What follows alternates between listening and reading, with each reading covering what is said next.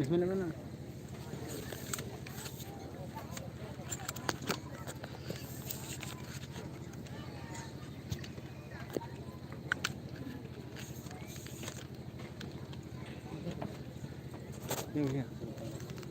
ये कैसे लगेगा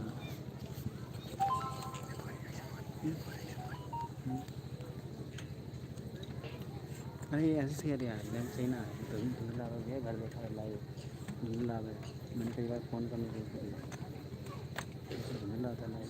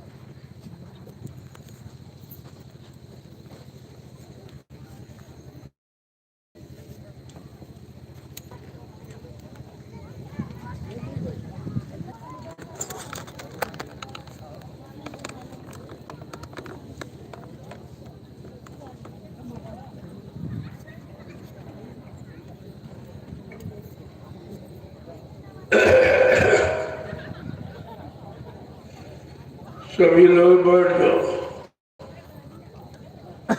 लोगों जो सेवा करते हैं वो बराबर परमार्थी सम्मान सेवा करते हैं और सत्संग भी सुनते हैं। सत्संग तो कानून था और सेवा शरीर से की जाती है।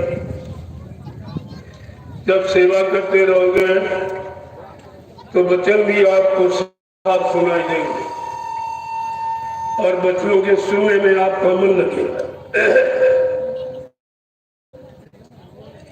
इसलिए ये दोनों काम सेवा और भजन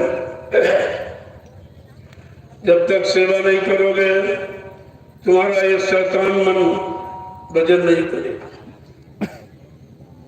तमाम तरह की बातें ला के तुम्हारे सामने खड़ी कर देगा और सुमरन ध्यान भोजन में आपका मन लगने ही नहीं देगा। इसलिए संत महापुरुषों ने इस शैतान मन को कंट्रोल नियंत्रण में करने के लिए सेवा प्रधान अंग रखा। जब सेवा करोगे तो ये शरीर और इंद्रियां जिनसे आपने कर्म किए पाप कर्म किए उस सेवा से आपके साथ जो कर्मों का मार्ग कितना प्रयास करो कितना जोर लगा लो तुम्हारे से काम वाला नहीं है। जा पर दया भई सतगुरु की वही हुए निहाल और मेहरबानी होगी। इनकार माया के देश से देश में वही अपने आप को बचा पाया, बाकी बेचारे सब फंस गए और सब रो रहे, सब चिल्ला। अभी क्या, जो आगे समय खराब आ रहा, इसके लिए आपको एक चेतावनी दी जा रही है, समय के पहले जानकारी दी जा रही है, ताकि आप समय पर ये न कह सके हमें किसी ने बताया, न हम ये कर लेते वो कर लेते, हम अच्छे बन जाते, सच्चे बन जाते, ईमानदार बन जाते, चरित्रवान बन जाते, शाकाहारी बन जाते। सब आपको मैं कहने के लिए मौका नहीं दूंगा। मैंने सारे हिंदुस्तान में घूम घूम कर 10 बरस पूरे हो गए, 11 मालूम किया, और मई के महीने से 11 पूरे हो गए। और कितना बड़ा ये काम आपका पूरे हिंदुस्तान में घूम घूम के किया, और आकर के इस जंगल में मैं बैठ गया। यहाँ भी मैं बैठा नहीं हूँ, संदेश बराबर प्रसारित करता हूँ। तुम सुनो न सुनो, मानो न मानो, ये तो तुम्हारा काम, लेकिन मैं अपना काम कभी बंद नहीं करता हूँ। तुम्हारे मानने से, तुम्हारे सुनने से हमारा कोई काम होने वाला नहीं है। तुमको तो इसलिए सुनाया जा रहा, बहुत खराब। अभी तुमने बीमारी कहाँ देखी, अभी तुमने कत्लेआम कहाँ देखा, अभी चोरी डकैती आपने कहाँ देखी, छल कपट बेईमानी हिंसा अभी आपने देखी कहाँ? महंगाई और गरीबी और बेरोजगारी और बढ़ते टैक्सों की भरमार अभी आपने देखी नहीं, जो आगे आने वाली। उसी खराब समय से बचाने का ये प्रयास किया जाए। मान जाओगे, बच जाओगे, नहीं मानोगे तो ये कुदरत तुम्हारे पीछे ही खड़ी है। अभी वो संत महापुरुषों का इंतजार करती, जब तक संतों की अमर वाणी का प्रसारण ये वायुमंडल में होता रहेगा, ये कुदरत कोई खुल के नंगानाथ नहीं कर सकती। लेकिन जिस दिन वो वाणी को विराम दे देंगे, ये कुदरत खुल के नंगानाथ करेगी। फिर तुम अपने अपने परिवार वालों में आना, वो दिखाई दे रहा है, बिल्कुल सामने खड़ा है, बड़ी जोर से आने की बेसब्री से इंतजार कर रहा है, लेकिन अभी उसके लिए पूर्णतया रास्ता नहीं खोला गया। इसलिए वो तो इसी फिक्र इंतजारी में है, ये महात्मा कब अपना ये संदेश प्रसारित करना बंद कर दे, कब अपनी दया करना बंद कर दे और मैं खुल के अपना नाम चलाऊं, क्योंकि मौत हमारे आपके पीछे खड़ी बेसब्री के साथ हमारा आपका इंतजार कर, लेकिन आपको मौत नहीं दिखाई देगी, लेकिन मौत आपको देख रही। उससे मालूम है तुम्हें कहाँ कैसी स्थित परिस्थिति में, किस समस्या, किस दुर्घटना में करा के कैसे तुम्हारी मौत करेगी, उसे सब मालूम। सारे कर्मों का विधान और उसकी कर्मों की वही सामने रखता है, और सब देखता जाता है किस तारीख में, किस महीने में, कहाँ आपने जो इंसान बनाता है। इससे तो आपको डर ही लगता कि कैमरे के सामने जाएंगे, वो सारा हमारा इंसान के बनाए कैमरे से आपको डर है, लेकिन भगवान के बनाए कैमरे से आपको बिल्कुल डर है। तुम समझते ही नहीं, तुम जानते नहीं, वो नोट करने वाला, वो लिखने वाला तुम्हारे अंदर वो परमात्मा की चेतन जीवात्मा बैठी, सब देख रही, उससे आप कैसे छिप सकते? तुमने जरा सा दौड़ाई, कोई दिखाई नहीं दिया और आपने कर्म को कर दिया, और देखने वाले ने देख लिया और फट से उसने नोट कर दिया। अगर वो कर्मों की वही नहीं बनाएगी तो आपको जजमेंट कैसे देगी, सजा कैसे सुनाएगी, तुम्हारे कर्मों का परिणाम कैसे देगी। इसलिए कर्मों का बड़ा राज रहस्य, कर्मों का हिसाब और माया का प्रसाद, ये दोनों चीजें बड़ी विचित्र हैं। इसको संत महापुरुषों के सिवा कोई नहीं जानता, कोई जानता ही नहीं। केवल वो महान आत्माएं जो मृत्यु मंडल में मनुष्य शरीर में बैठी जीवात्माओं को जगाने के लिए आती और इनको अपना दिव्य संदेश सुनाकर इनको जगाते हैं और जगाकर इनको पाक साफ निर्मल पवित्र करके खड़ा करते हैं। फिर इन जीवात्मा रूहों को इनके घर पहुंचाते हैं। ये काम मृत्यु मंडल में केवल संत सदगुरु का, बाकी ये काम कोई नहीं करते। कोई ऋषि मुनि, कोई योगी महंत, कोई उजारी पुजारी, कोई अड़ने पढ़ने वाला लिखने वाला, उसको ये अधिकार नहीं है। वो अपना नहीं काम नहीं कर सकता, तुम्हारा कैसे कर देगा। इसलिए प्रेमियों, जब कभी ऐसा अवसर हमें आपको अपने मानव जीवन में मिले तो तुम्हें यह सोचना चाहिए कि हमारे सबों पर हरि और गुरु की कृपा हो। बिना परमात्मा की कृपा के संत महात्मा नहीं मिलते। बगैर संतों की दया के इन जीवात्माओं का उद्धार कल्याण नहीं होता। और ये दोनों चीजें आपको मिली, लेकिन आपने उनको जाना माना पहचाना, आपने उनको समझ नहीं पाया। वो क्यों आए हैं, किस काम के लिए आए हैं, कहाँ के लिए आए हैं, जीवात्मा को कैसे जगाएंगे और कैसे नाम जोड़ शब्द जोड़ पकड़ाएंगे और अपने जगाए नाम जहाज पर बैठा कर इन जीवात्माओं को कैसे घर पहुंचाएंगे। ये काम संत महापुरुष, वो आपको राजपाट धन मान सम्मान अधिकार पद पत्नी बाल बच्चों में फंसाने नहीं आए।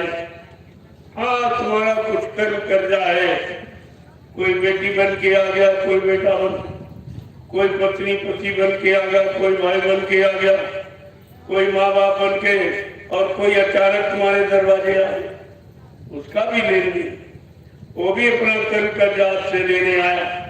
और तुम्हारे अंदर भाव इसलिए बनेंगे क्योंकि तुम्हारे कर्जे का निपटारा हो, तो फट से आप उसको रोटी या और कोई सामान जरूर दे देते, तो तुम थोड़ी देते हो। तुम्हारा किया हुआ कर्म अपनी अदायगी करता है, अपने कर्मों का निपटारा करता है। ये कितना गुड़ राज है। गुड़ हो सत्य में संत दुराऊ, जीवात्मा परमात्मा के गुड़ राज को कहा संत महापुरुष कभी छिपाती नहीं, वो खोल के रखती। अगर ये काम उन्होंने मृत्यु मंडल पर न किया होता तो ये सब जीवात्माएं पड़ी ही रहती, कभी नहीं जाती। जब सतयुग तेजा द्वापर में नहीं जा पाई तो कलयुग तो बहुत गंदा, बहुत खराब है, एकदम पापों से भरा हुआ, तो इसमें जीव बेचारा कैसे जाएगा। लेकिन कहा जीव नहीं जाएगा, जीव को ले जाने वाले पहुंचाने वाले आ गए, और वो इतना सरल बना देंगे और सरल बना के तुम्हें बता देंगे कि भव सागर भरमो नहीं, ये प्रताप हमार निश्चय करके मान ले तो तुरंत दारू पार। केवल मान ले, जान ले, पहचान ले, तो इसमें आपको क्या कुछ नहीं करना, केवल उनको पहचान लो, उनको अपना बना लो। वो जब तुम्हारे बन जाएंगे तो तुम्हारा काम सब कर दो, तुम्हें कुछ करने की जरूरत नहीं रहेगी। इसलिए समझा के कहा इस भवसागर में तुम भ्रम मत करना कि कोई दूसरा तुम्हारी जीवात्मा के लिए आ जाए, क्या दूसरा कोई तुम्हारा ये काम कर देगा।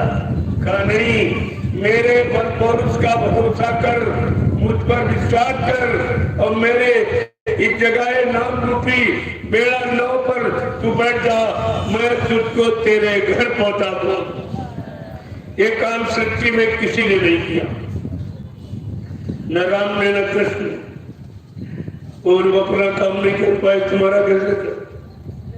वो अवतारी शक्तियां वो देश दुनिया के सुधार के लिए आई, लेकिन संत अवतार देश समाज का सुधार और जीवात्माओं का उद्धार, ये दोनों काम कर दिया। इनका ये दोनों काम, उनका एक काम था, और वो भी मार का हिंसा करके सुधार। ये कोई सुधार है? अरे संघार कोई सुधार नहीं है। चोर डकैत को गोली मार दो, कोई सुधार है क्या? उसको मोड़ के साधु बना दो, ये सुधार। इसको सुधार कहते हैं। इसलिए संत महापुरुषों को देर इसीलिए कि हम आप बहुत गंदे मिले उनको, सात तरफ से गंदगी, खान पान की गंदगी, मन की गंदगी, तन की गंदगी, इंद्रियों की गंदगी, भोगों की गंदगी, काम, क्रोध, लोभ, मोह, अहंकार, ईर्ष्या, राग, द्वेष, छल कपट की सब गंदगी। अगर गंदगी न होती तो उनको जगाने में देर नहीं। अगर अच्छे पाक साफ निर्मल पवित्र जीव मिले होते तो अब तक ये सब काम हो गया होता।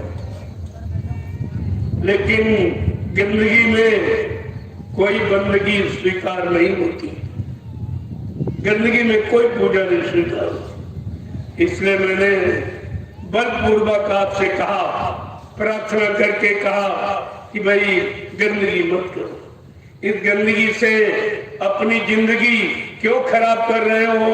और गंदगी रहेगी तो बंदगी स्वीकार नहीं होगी। लेकिन समझ में जिनकी नहीं आए तो कोई न कोई आधार बनाना पड़ता है, वो भी आपके सुधार की। क्यों? संत महापुरुष सबके परम हितैषी होते। साधु से होए न कारज हानि, साधु संग महात्माओं से कभी किसी के काम की हानि नहीं होती। जहां तुम्हारा नुकसान होने को दिखाई देता है वो फौरन विराम लगा देते, और तुम समझते हो कि हमारा काम रोक दिया, हमारा ये बन जाता वो बन जाता। तुम्हें बना और बिगड़ा दिखाई नहीं देता, और उनको बना बिगड़ा सब दिखाई देता। इसलिए वो तुम्हारे बनाओ और तुम्हारे बचाओ के लिए ही कुछ न कुछ प्रयास किया ही करते। लेकिन अज्ञानी जीव ये बेचारा उनसे बैर करता, उनसे झगड़ा करता, क्योंकि वो बेचारे जानते नहीं है कि हमारे लिए, हमारे लाभ के लिए कह रहे हैं, हमारे सुधार के लिए कह रहे हैं, हमारे कल्याण के लिए कह रहे हैं। ये बात तो समझ नहीं पाता। लेकिन धीरे धीरे जब सत्संग वचन तुम्हारे कान में पड़ते रहेंगे, जो कानों से तुमने गंदे गंदे शब्द सुने हैं वो गंदगी अंदर बसी हुई, उसी कारण तुम्हें कान से अच्छी चीज सुनाई नहीं देती, अच्छी चीज पकड़ नहीं पा रहे हो, या अपने मन को पकड़ा नहीं पा रहे हो, अच्छाई में लग नहीं पा रहे हो। उसका कारण ये है। और इसी तरह आंख भी गंदी हो, 80% पाप आंख से होते, क्योंकि अगर देखो ना तो कुछ नहीं करोगे। इसलिए आंख का देखना अच्छा नहीं है। गोस्वामी जी महाराज ने साधकों के लिए, जो संत मत के प्रेमी हैं, जो प्रभु प्राप्ति चाहते हैं, आत्मा को जगा के परमात्मा से मिलाना चाहते हैं, उन्होंने उनके लिए लिखा है कि मुदित नया नेत्र सिद्ध तबो भयाऊ, अपनी चितवात कौशलपुर गयो। क्या लिखते हैं उत्तरकांड में कि जब मैं इन नेत्रों को बंद करता हूं, इनको मूदता हूं, बंद करता हूं, बड़ी शांति मिलती। क्योंकि कलह, अशांति इन आंखों से आप देख रहे हो, तभी आप कहते हो बड़ी अशांति है, बड़े कलह है, बड़े झगड़े हैं, बड़ा अन्याय है, बड़ा पाप है, बड़ी हिंसा, कभी आप कहते हो। लेकिन गोस्वामी महाराज कहते हैं जैसे तुमने इन यानी शरीर के जो चर्म चक्षुओं को आपने बंद किया। कर्मों को करने का आधार हमने बना रखा, जो कानों से सुना और आंखों से, और उसी में हम आप फंस गए। अब ये निकलना,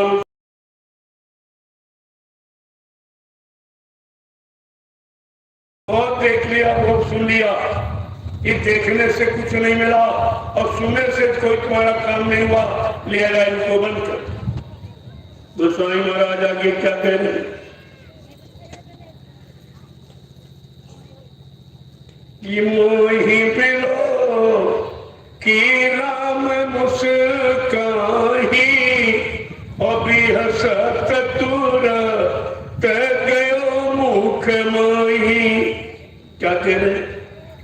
जैसे मैं इन आंखों को बंद करता हूं उधर और उस आंखों से देखता हूं। देखिए क्या कहते हैं कि उधर माझे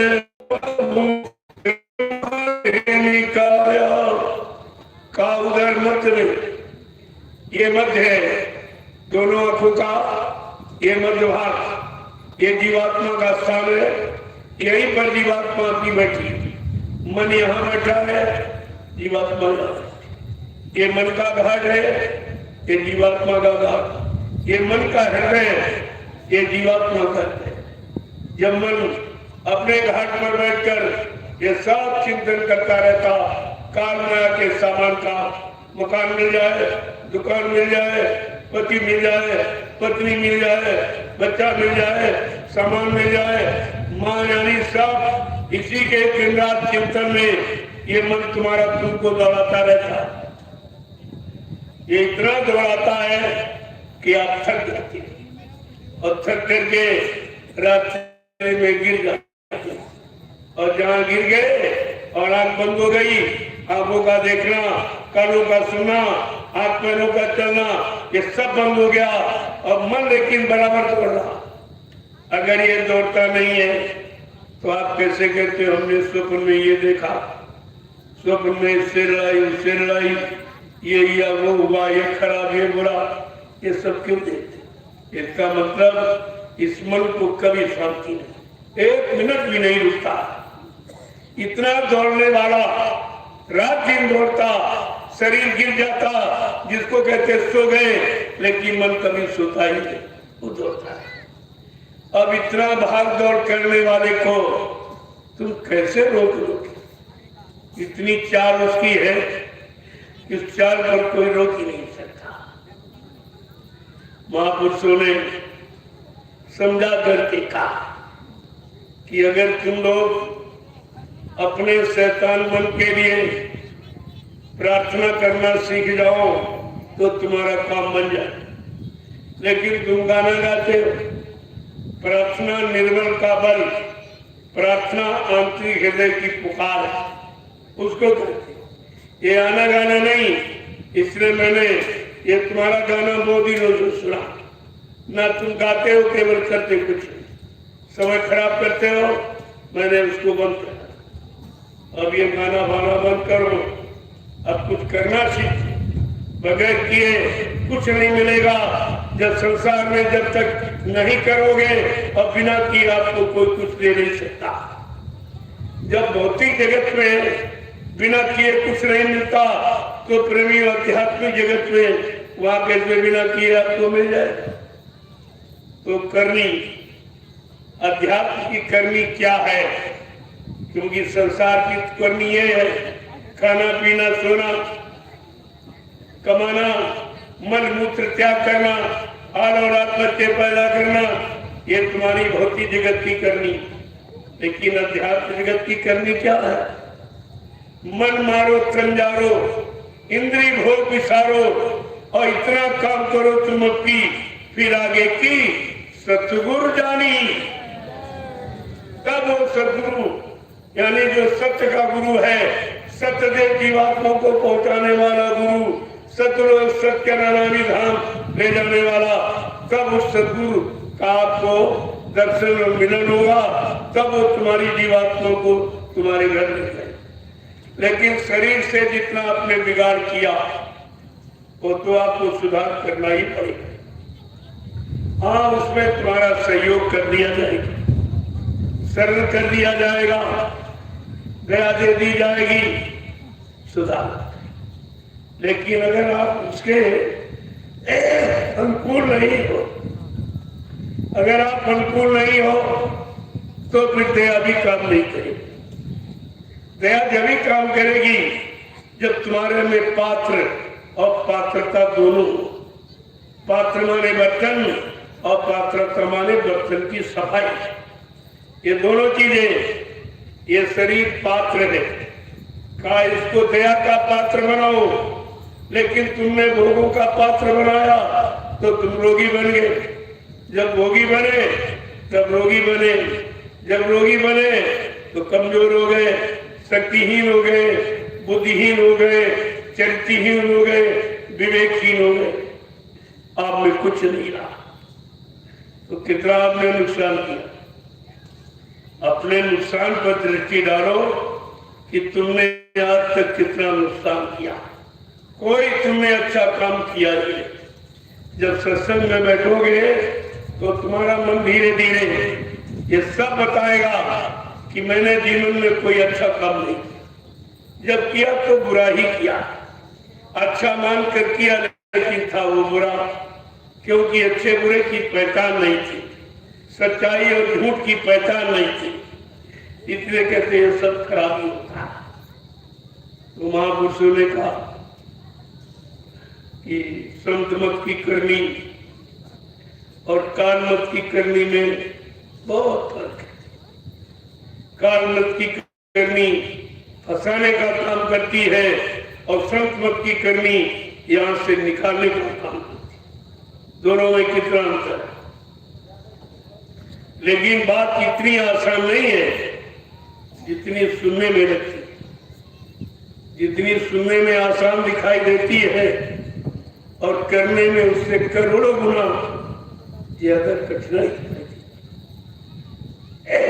लेकिन जब सहयोगी मिल जाए तो कोई कठिनाई। जैसे कहीं आप जा रहे हो, मंजिल का ज्ञान नहीं है, तो जो कोई मिलता उसी से पूछते हो कि भाई ये बता दो, मैं फला जगह जाना चाहता हूँ, वो जगह किधर, मतलब वो कितनी दूर है। अगर वो जानकार होगा तो बता देगा, नहीं होगा तो नहीं बताएगा। जैसे जैसे आगे बढ़ते जाते हो, कितने लोगों से तुम अपनी अज्ञानता को दूर करने के लिए उनसे अपने मंजिल और गंतव्य स्थान पर पहुंचने के लिए उनसे जानकारी ली। लेकिन तुमने कभी ये सोचा है कि जीवात्मा कहाँ की रहने वाली है? जब से आई तब से गई नहीं, बेचारी भूल भरम में फंस गई, रास्ता भूल गई। अब इसको तुमने कभी ये पूछा कि चलो जीवात्मा जिस रास्ते को भूल गई, चलो भूल रास्ते की जानकारी के लिए किसी की खोज करें, तलाश करें? आपने नहीं पूछा।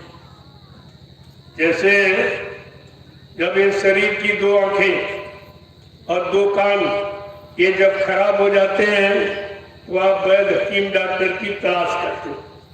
अगर जानकार होगा और जानकारी रखता होगा तो आपकी आंख कान ठीक कर देगा। लेकिन ये जब से आई जीवात्मा तब से इसका दिव्य आंख और दिव्य कान जो बंद है, नहीं खुला। आपने कभी प्रयास किया या किसी से आपने जानकारी ली?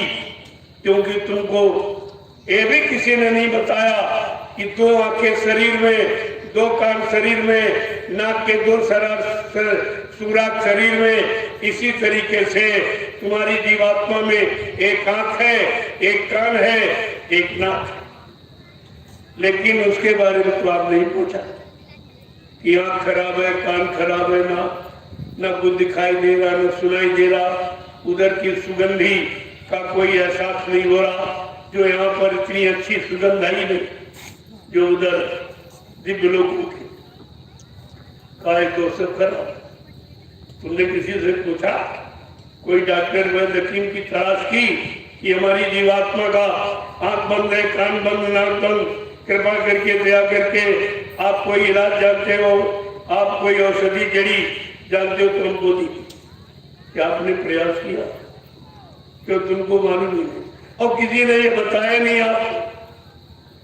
तुम्हें तो 2 आंख 2 कान और 2 नाक के पूरा खरीदने के बारे में बताया गया, और ये शरीर पूरा नाशवान, आंख भी जल जाएगी, कान भी, नाक भी, हाथ पैर सब जला के राख कर दिए जाएंगे, कुछ नहीं बचेगा। कहा ये तो यही के थे और यही जल के राख कर दिए गए। अब जीवात्मा का आंख और कान नाक खोलने वाले किसी दिव्य महापुरुष की आपने तलाश नहीं, जिनके पास दिव्य दृष्टि खोलने की दवा है, युक्ति है, औषधि है, जड़ी बूटी। क्या आपने कभी उनकी तलाश की? गोस्वामी जी महाराज ने रामचरितमानस से लिखकर यही जानकारी उन्होंने दी, जो जानकारी यहाँ किसी ने नहीं दी। अरे भाई, जीवात्मा का आंख कान जब तक नहीं खुलेगा तब तक जीवात्मा परमात्मा से नहीं मिल सकती, क्योंकि परमात्मा से मिलने के लिए जीवात्मा अजर अमर है, शरीर तो नाशवान।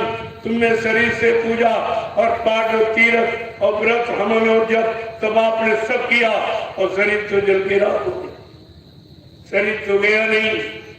तुम समझते थे हम स्वर्ग पहुंच जाएंगे, वैकुंठ पहुंच जाएंगे, सखी लोग पहुंच जाएंगे, ब्रह्मा के ब्रह्म लोग चले जाएंगे, विष्णु के विष्णु लोग चले जाएंगे, शिव जी के शिव लोग चले जाएंगे, राम के सापेक्ष लोग चले जाएंगे, कृष्ण के गोलोक चले जाएंगे। लेकिन तुमने उस मंजिल का जानकार ढूंढा? ये जानकारी किसके पास? अगर वो मिल जाते तो तुम्हारा काम होता। तो उन्होंने बताया कि जीवात्मा की आंख कान जो खराब हो गए, इसकी दवा किसके पास है? तो क्या कहा कि सतगुरु पर दे बचन विश्वासा और संयम ना विषय की आशा। का सदगुरु भी वैद्य मिल जाए और वो उनके वचनों पर विश्वास हो जाए, और संयम यह है कि विषय वासनाओं की इच्छा न रखे, तो का वो तुम्हारा काम ये सब कर देंगे, आंख भी खोल देंगे, कान भी खोल देंगे। लेकिन तुम्हारी इच्छा ये कभी नहीं होती है, और न कभी ये कभी मानते हो कि हमारी जीवात्मा का आंख कान बहुत दिनों से बंद, कुछ नहीं दिखाई दे रहा, हम यहाँ भ्रमित हो गए, कृपया दया मेरा मेहरबानी करके हमारी जीवात्मा का आंख कान ना खोल दीजिए। ये प्रार्थना तो आप कभी नहीं करते, और जरूरत इसी की, तुमको जरूरत इसी की है। लेकिन हम ये अपनी जरूरत को भी तो नहीं समझ पाए कि हमारी वास्तविक जरूरत क्या है। ये मानव शरीर की जरूरत की पूर्ति के लिए मिला, ये किसी ने आपको नहीं बताया, और सब बेचारे सब इसी में फंस। तो कहा ये बताओ, तुम्हारा ये बिगड़ा काम कितने युग सतयुग त्रेता द्वापर निकल गए, ये काम आपका नहीं बना जीवात्मा का। न जीवात्मा की दिव्य आंख खुली, न दिव्य लोकों में आप पहुंचे, और न ही आपका कान खुला तो वेद वाणी, अमृत वाणी, ईश्वर वाणी, आकाश वाणी, अनहद वाणी ये आपको सुनाई नहीं दिया। गोस्वामी महाराज क्या लिखते हैं? ये सब काम तुम्हारा कौन करेगा? कि करण धार इस सतगुरु चढ़ नावा, और दुर्लभ का जय सुलभ कर पावा। का जिन्होंने अपने जीवन का मार्गदर्शक, पथ प्रदर्शक, डायरेक्टर सदगुरु को बनाया, का उनका एक काम हो जाए। उनके पास युक्ति है, उनके पास विधि तौर तरीका है, सरल से सरल, और वो तुम्हारा काम करेंगे। बाकी सृष्टि में काम तुम्हारा कोई। कितना साफ साफ गोस्वामी जी महाराज ने रामचरितमानस के उत्तरकांड में लिख के बताया, लेकिन तुमने उनकी एक बात भी नहीं मानी। अगर मान लेते, जान लेते, तो ये तुम्हारा काम कितने युगों का भूला बिछड़ा ये जीवात्मा बेचारी भटक रही, परेशान हो रही है, तड़प रही है, बेचैन है, लेकिन इसकी कोई न आवाज सुनने वाला, न दुख दूर करने वाला ऐसा कोई यहाँ नहीं।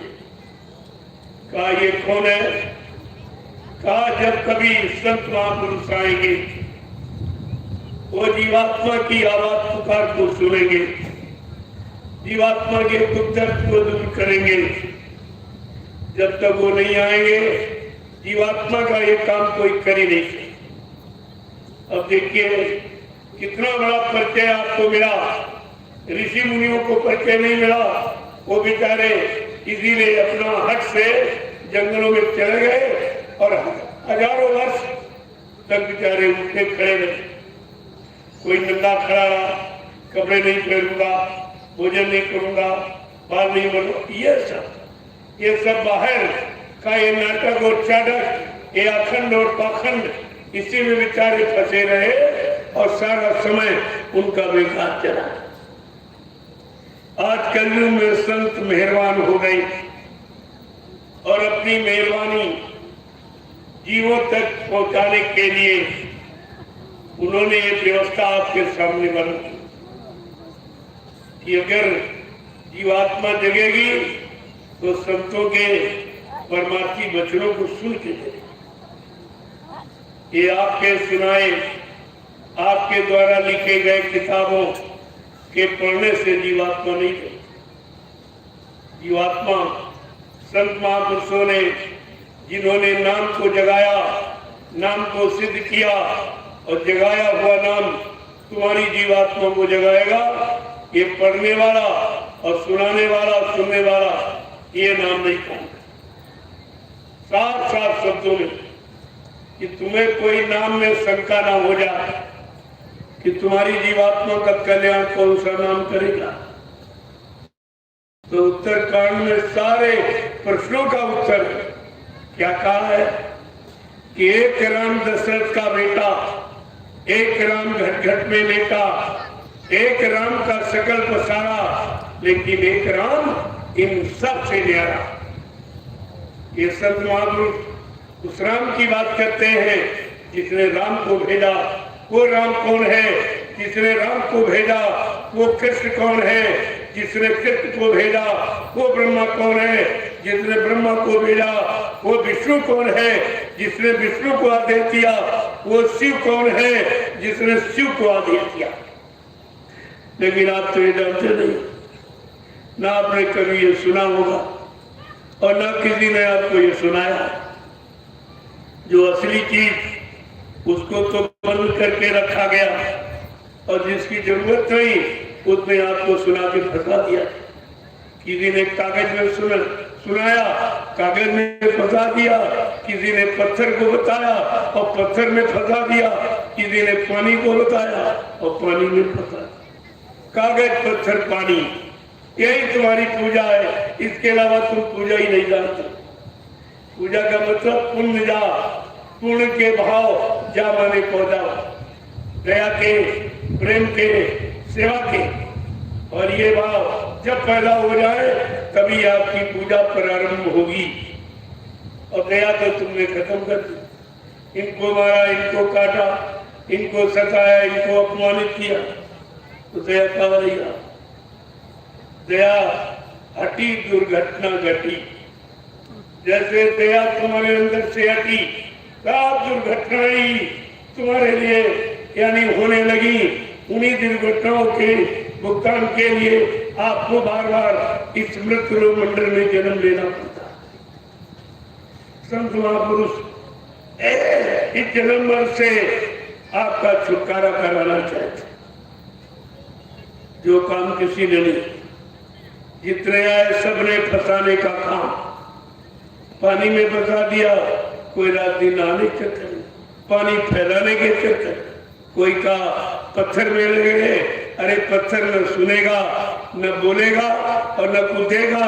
अगर तुम उसे कुछ काम करो और ऐसे हाथ मारो तो फट से खून निकाल देगा, खून निकाल। आप पर दया नहीं करेगा। पत्थर दिल कभी दया मेहर नहीं करती। ये सब आपको सोचना चाहिए था।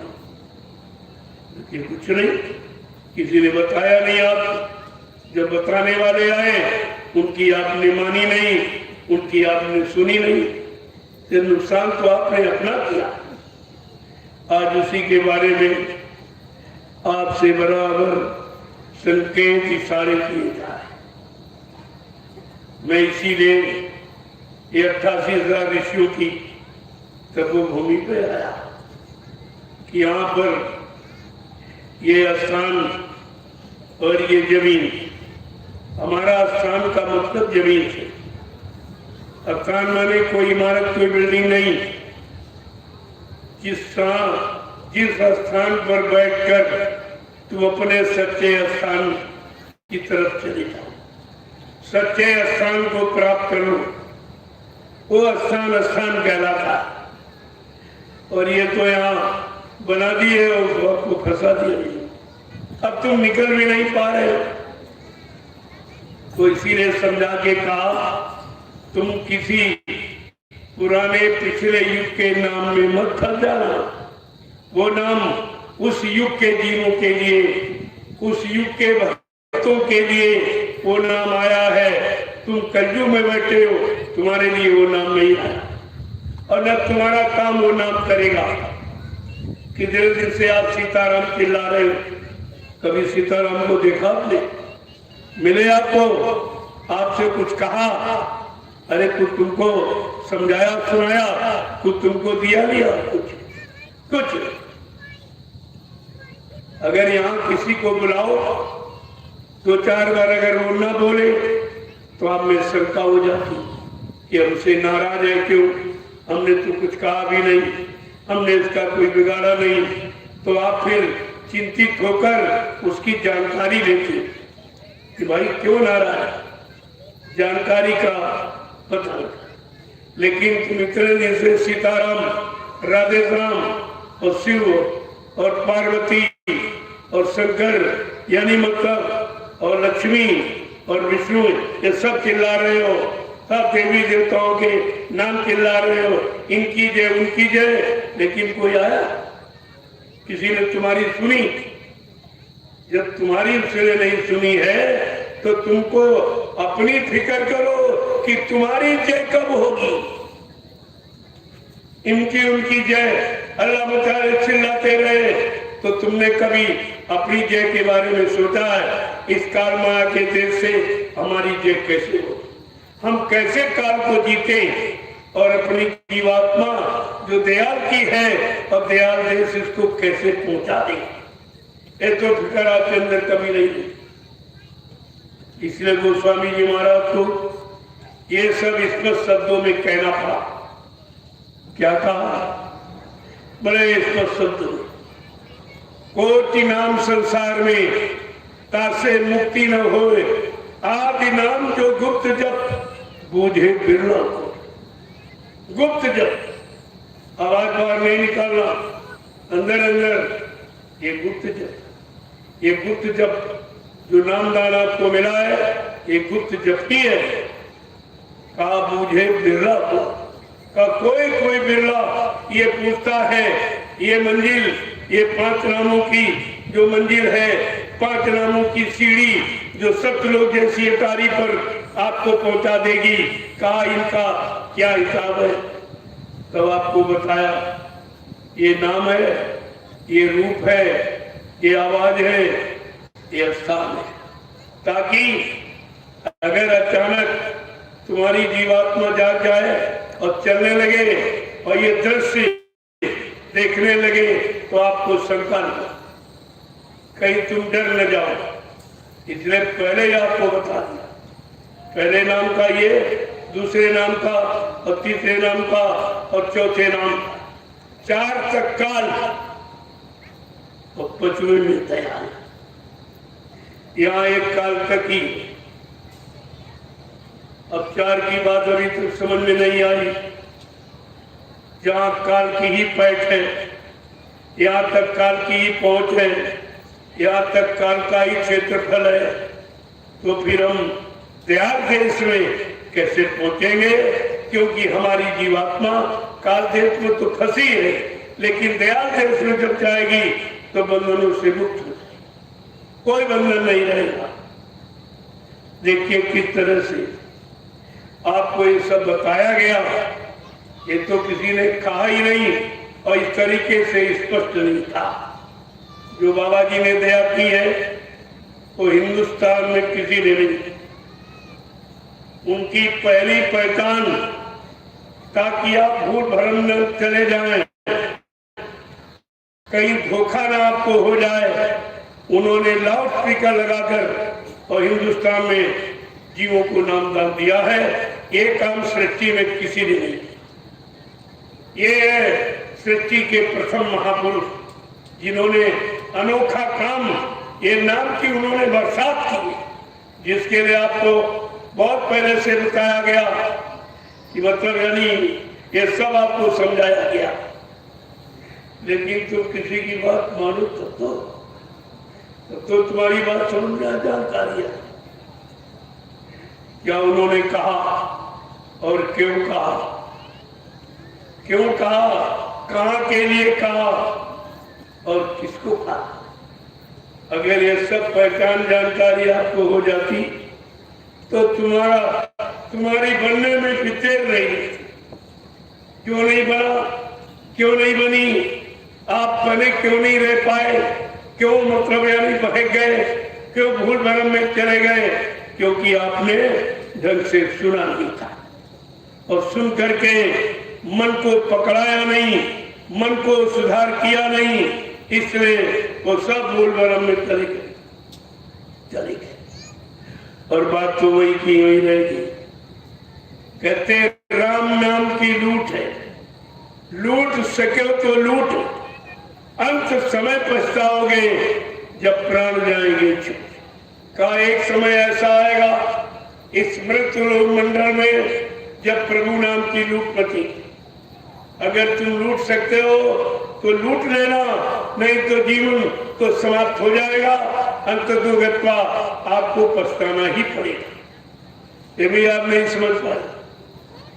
बताने वालों ने सब कुछ बताया, इशारा करने वालों ने सब कुछ इशारा किया और ये कह के चले गए कि वो सम्राट मालिक भूमंडल पर आगे कलयुग में आएगा, वो एक काम करेगा। बाकी जो हमारा काम यानी समाज के सुधार का, धर्म की स्थापना का, दुष्टों के संहार का और भक्तों की मदद का, मैं अपना काम करके जा रहा हूँ। लेकिन आगे कलयुग आ रहा है, वो संत महापुरुष जब आएंगे वो जीवात्मा के उद्धार के लिए आएंगे। जीवात्मा को काल माया के देश कर्मों के बंधनों से छुटकारा दिलाने आएंगे और तुमको भूलना मत। उनकी पहचान समझ लेना, ढंग से याद कर लेना, ताकि कोई भूल भ्रम न पैदा हो। ये सब कहा, क्या कहा, वो राम, वो नाम कौन सा है, राम न सकई नाम गुण गाई। जिस नाम की महिमा ये राम भी नहीं गा पाए, वो नाम कौन, वो राम जीवात्मा के कल्याण के लिए, जिसको राम भी अपने मुख से बखान नहीं कर पाए। देखो क्या क्या राम जी मानो तो सब कुछ बता रहे हैं, लेकिन कोई जानकार आपको मिल जाए, यानी बांटने वाले मिले तो बांट के सुना रहे, गाने बजाने वाले मिले गा बजा के सुना रहे, पढ़ने वाले मिले पढ़ के बता रहे, लेकिन कोई करने कराने वाला नहीं मिला। और जब तक करने कराने वाला नहीं मिलेगा तब तक तुम्हारा काम कोई नहीं कर सकता, न सुनाने वाला, न पढ़ाने वाला, न पढ़ने वाला। ये काम इनके बस, वो तो करने कराने वाला चाहिए। ब्रह्म राम से नाम बड़, कहते ब्रह्म से और राम से भी वो नाम बड़ा है जो संतों ने जगाया जीवात्मा के कल्याण के लिए। वो नाम सबसे क्या वो स्वयं महाराज कह रहे, ब्रह्म राम से नाम बड़, वो ब्रह्म से भी राम से भी वो नाम बड़ा है जो संत महापुरुष जिस नाम को जगाते और सिद्ध करते हैं, उस नाम से जीवात्मा का कल्याण होता है। ये सब कुछ और आप समझ नहीं पाए। कुछ नहीं आपकी समझ में। उन्होंने कहा जब संत महापुरुष मिल जाएंगे, प्रेमियों, संत महापुरुष कोई दाढ़ी वाल का नाम नहीं, कोई लाल पीले सफेद कपड़े पहनने वाले का नाम, कोई जात बिरादरी का नाम नहीं, और कोई मठ मंदिर गिरजाघर गुरुद्वारे ईंट पत्थर की इमारतें बनाने में समय खराब करने वाले का नाम नहीं है। कहा महात्मा जिसे कहते हैं जिसकी आत्मा महान हो, महान माने मोटी ताजी लंबी चौड़ी नहीं, जिसमें सारी महानता यानी अपनी जीवात्मा का कल्याण कर रहे, और जितने जीव उससे स्पर्श हो जाएंगे, जितने जीव उससे जुड़ जाएंगे, उन सब का कल्याण कर देगा, उसको कहते हैं महात्मा। वो महान आत्मा है, वो शरीर नहीं है, वो जाति नहीं है, वो रंग रूप नहीं है, वो रुपया पैसा और धन दौलत और पढ़ाई लिखाई ये कुछ नहीं। तो आपने जब शब्दों की परख नहीं की, अक्षर तो आप पढ़ते जो काले लिखे किताब, लेकिन शब्द की पहचान आपको। और उधर क्या कह रहे हैं, जब तक गुरु मिले नहीं साचा, तब तक गुरु की जय पाचा। जब तक सच्चा गुरु जीवात्मा को सतलोक सक्षम अनामी धाम पहुंचाने वाला जब तक न मिले, तब तक आपको गुरु की खोज बराबर जारी रखना चाहिए। देखिए कितनी बड़ी बात, कितनी बड़ी बात लिखी। कहते गुरु किसका नाम है, शाब्दिक अर्थ क्या है, गु माने अंधकार, रू माने प्रकाश। जो अंधकार से प्रकाश की तरफ, अधर्म से धर्म की तरफ, पाप से पुण्य की तरफ, झूठ से सत्य की तरफ, दानवता से मानवता की तरफ हम सब जीवों को ला करके खड़ा कर दे, ऐसी चेतन शक्ति को प्रेमियों मृत लोक मंडल में गुरु कहते। ये गुरु जात पात पूछे नहीं कोई, हरि का वजह न हरता। प्रेमियों, गुरु की कोई जात नहीं और शिष्य की कोई जात नहीं, भगवान की कोई जाति नहीं और भक्त की कोई जाति नहीं। ये तो जात पात का रगड़ा झगड़ा ये काल की व्यवस्था में है कि किस तरह जीवों को फंसाया जाए। तुमको जाति में फंसा दिया, तुमको बाहर की पूजा पाठ यानी अक्षर पत्थर कागज पानी में फंसा दिया, तुम्हें सच्चाई का बोध यानी चेतन का ज्ञान आपको नहीं कराया। परमात्मा चेतन है, परमात्मा का लोक चेतन है, परमात्मा के देश से जो संत महापुरुष आते वो चेतन है, और जो वो नाम जगाते हैं जिससे जीवात्मा को घर पहुंचाते हैं वो भी चेतन, और बाकी सब जड़ है, सब जड़ है। अभी तक आप जड़ चेतन को नहीं समझ पाए, और ना ये कोई समझाता कि जड़ क्या चेतन। ये गाना बजाना कोई सतयुग की कहानी, कोई त्रेता की, कोई द्वापर की, जिसे तुम्हारा कोई काम नहीं होना। क्यों?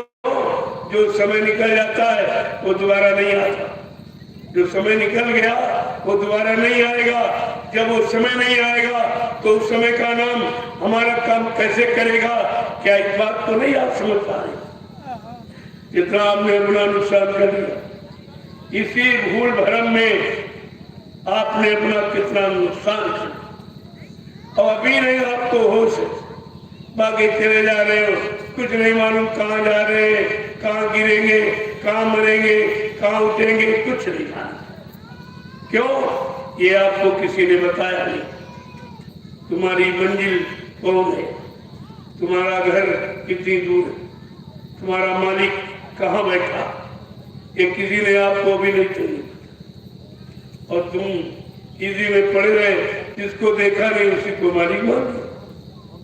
भाई ये बताइए, अगर कुंवारी कन्या से कहो अपने पति का ध्यान करे, कर सकती? अरे जिसको देखा नहीं है, पति कभी मिला नहीं है, तो ध्यान क्या करेगी? और तुम सबको यही उल्टा ही सिखाया गया। कोई कह रहा राम का ध्यान करो, कोई कह रहा कृष्ण का ध्यान करो, कोई कह रहा ब्रह्मा विष्णु महादेव देवी देवताओं का ध्यान करो, और मिला कोई नहीं। क्या बिना देखे ध्यान कर सकते हो? जिसको कभी आपने देखा नहीं कि वो ध्यान में आएगा, और इसी में फंसकर तुमने सारा जीवन गंवा दिया। कुछ नहीं, ना कोई मिला, ना उसने कोई मिलाने का काम किया। अरे वो मिले जिसने अपनी जीवात्मा को जगाकर परमात्मा से मिला लिया हो। वो मिलाने वाले मिल जाएंगे, तुम्हारी जीवात्मा को भी परमात्मा से मिला देंगे। आपको कुछ करने की जरूरत नहीं, केवल गुरु कोई खोज करो भाई, बिन गुरु राहा कोई नहीं पाई। ऐसे समर्थ सदगुरु की खोज तलाश करो, क्योंकि बगैर उनके जीवात्मा के घर लोक मंडल का रास्ता कोई जानता ही नहीं। जब यहाँ रास्ते आप भूल जाते, यहाँ आपको नहीं मालूम, तो वो तो उधर तो कभी गए ही नहीं हो। जब से आए तब से यही फंस के रह गए, तो सारे रास्ते सारी जानकारी आप भूल गए। जब कहीं गए हो और देखा भी हो और 10-20 साल में जाओ कहोगे भूल गए। हाँ गए थे, देखा था, लेकिन याद नहीं, हम भूल गए। इतनी बड़ी भूल भुलैया, क्योंकि जीवात्मा को आए सतयुग त्रेता द्वापर 5,500 वर्ष कलयुग के इतना समय निकल, और बेचारी फंसी पड़ी। कोई तुम्हारी मदद करने वाला नहीं है।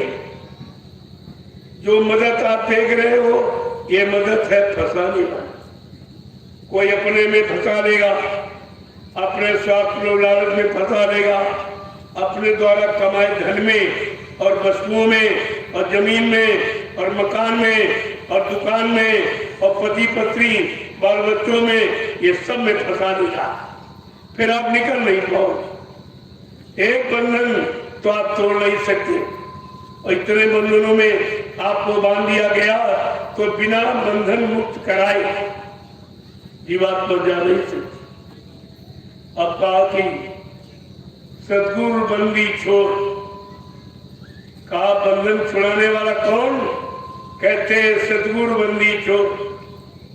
जब बंदी छोड़ मिल जाएंगे, हमारे जीवात्मा पर जो बंधन लगा दिया गया, कर्मों के जाल में फंसा दिया गया, इससे छुटकारा कौन दिलाएगा?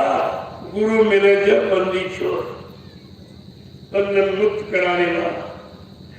ऐसा समृद्ध सदगुरु मिल जाए, आपका काम गलत है। छोटी छोटी युक्ति से आप, कोई बड़ी युक्ति नहीं। अब ये आप जैसे मिट्टी ढो रहे, ये मिट्टी नहीं है। क्यों? एक दिन शरीर भी मिट्टी हो जाए। शरीर को मिट्टी में मिलने के पहले अगर इस मिट्टी से हमारा काम बन जाए, तो इससे सरल कौन सा उपाय? मिट्टी नहीं है। यही बात आपको समझनी चाहिए। ये मिट्टी का समाधान कैसे? ये मिट्टी का आधार क्यों रखा गया? एक दिन हमारा सबका शरीर मिट्टी में मिल जाएगा। सारी रंग और रूप, सारी अनेक मतलब, ये जितना आपने सजावट, दिखावट, बनावट जो भी किया है, ये सब खत्म हो जाए। इसलिए कवर के चक्कर में मत पड़ो, जो कवर के अंदर वस्तु रखती उसके चक्कर में। इसीलिए तो महापुरुषों ने कहा है, अरे मतलब स्पष्ट शब्दों में उन्होंने कह दिया। क्या कहा? कि जैसे तलवार म्यान में रहती और म्यान तो चमड़े की खोल होती, तो क्या म्यान से लड़ाई लड़ोगी? क्या म्यान कोई तुम्हारा बचाव कौन करेगी? जो म्यान के अंदर तलवार, उससे वो काम करेगी। क्या? तो महापुरुषों ने चाहे जितना प्यार करो, चाहे जितना अपना, चाहे जितना खिलाओ और सजाओ, लेकिन एक दिन ये तुम्हारे तुमको छोड़े, एक दिन ये तुम्हारे से रिश्ता तोड़, और बिना बताई ये शरीर तुम्हारे से रिश्ता तोड़ देगा और तुम्हें छोड़ देगा। फिर आपको बताना पड़ेगा। अगर शरीर छूट गया तो ये सब छूट जाएगा। जो शरीर के लिए आपने जमीन और दुकान और मकान और पत्नी बाल बच्चे और रुपए पैसे धन दौलत जो भी आपने बनाया, ये शरीर के साथ सब समाप्त हो जाएगा। शरीर नहीं तो कुछ, और शरीर के लिए आपने कुछ किया ही नहीं, और जो किया है वो शरीर को फंसाने के लिए किया कि भाई खेती किया, दुकान किया, ये तुम्हारा फंसाव ही बोल रहा। तुमको किसी ने फंसा, तुम खुद फंसे। एक बुढ़िया अपने मकान की छत पर चने सुखा रही थी, मिट्टी के हांडी में चने सुखा रही थी। बंदर आया, उसने देखा अरे इसमें तो चने, फट से उसने ऐसे हाथ डाला, ऐसे मुट्ठी डाला। अब जब मुट्ठी ऐसी हो गई तो फंस गई। अब वो कह रहा है कि मिट्टी की आंधी ने मेरा हाथ पकड़ लिया, मिट्टी की आंधी ने मेरा हाथ पकड़ लिया। ये नहीं कह रहा कि हमने चने पकड़े, अरे तू चने छोड़ दे, तुझे पकड़ा ही कौन।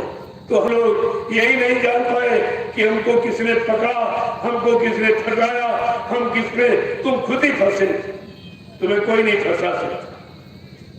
कैसे? जब रात में आप सो जाते हो तब कौन आपको फंसाता? कोई होश रहता? 5-6 घंटे के लिए हम सब रोज मर जाते हैं, रोज मरते हैं। और ये तुमको दिखाया जा रहा कि जब तुम शरीर से मर गए यानी सो गए, ना कोई मकान रखा रहा, ना कोई पैसा, ना कोई तिजोरी, ना कोई अगला बंगला, ना कोई कार मोटर, ना अच्छे बच्चे, कुछ मर गया 5 घंटों। कहा ये 5 घंटे 6 घंटे के रोज मरती, और एक दिन हमेशा के लिए मर जाओ, तब ये सब खत्म हो जाए। कहा ये समझ लो, जब 5 घंटे के लिए आप सो जाते हो तब कोई कुछ नहीं रखाता, न मकान पकड़ता, न मतलब यानी बच्चे पकड़ते, न रुपया पैसा पकड़ता, न कोई सामान पकड़ता। 5 घंटों के लिए हम आप रोज मरते। ये मरना सीखो, क्योंकि एक दिन हमेशा के लिए मरना, तो हमेशा के मरने से पहले हम ये यहाँ अपना काम बना ले, और फिर हम ये कहें ले भाई शरीर अपना ले जा, मैंने अपना काम बना लिया, ले जा शरीर, हमको इसकी जरूरत नहीं है, मैंने अपना काम बना लिया। यानी अपनी जीवात्मा को संत महापुरुषों के युक्ति के द्वारा उसको जगा दिया और घर पहुंचा दिया। वो लोग हंसी खुशी से काल के हवाले ये काल का सामान कर देते, और आप रोते हो ये मर गया, क्या तुम नहीं मरोगे? अरे एक मरना ही तो सत्य है, जिस सत्य को कोई काट नहीं पाया।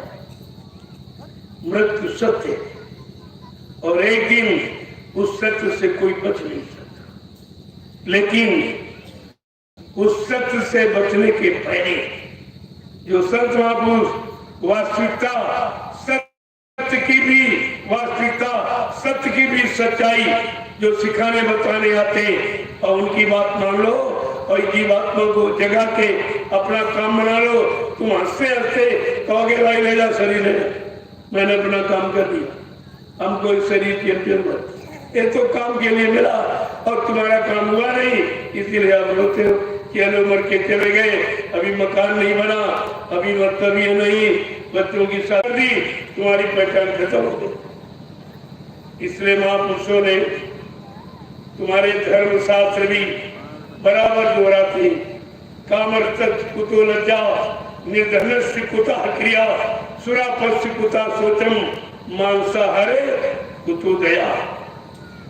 कामी पुरुष के अंदर कोई लाज शर्म नहीं है, ना माँ बेटी, ये कुछ नहीं दिखाई देता, कामी जैसा कोई लाज शर्म नहीं। निर्धनस्य कुतः क्रिया, जब गंदा खान पान गंदे कर करके रोगी बन जाओगे, निर्धन हो जाओगे, गरीब हो जाओगे, कोई अच्छा काम नहीं कर पाओगे।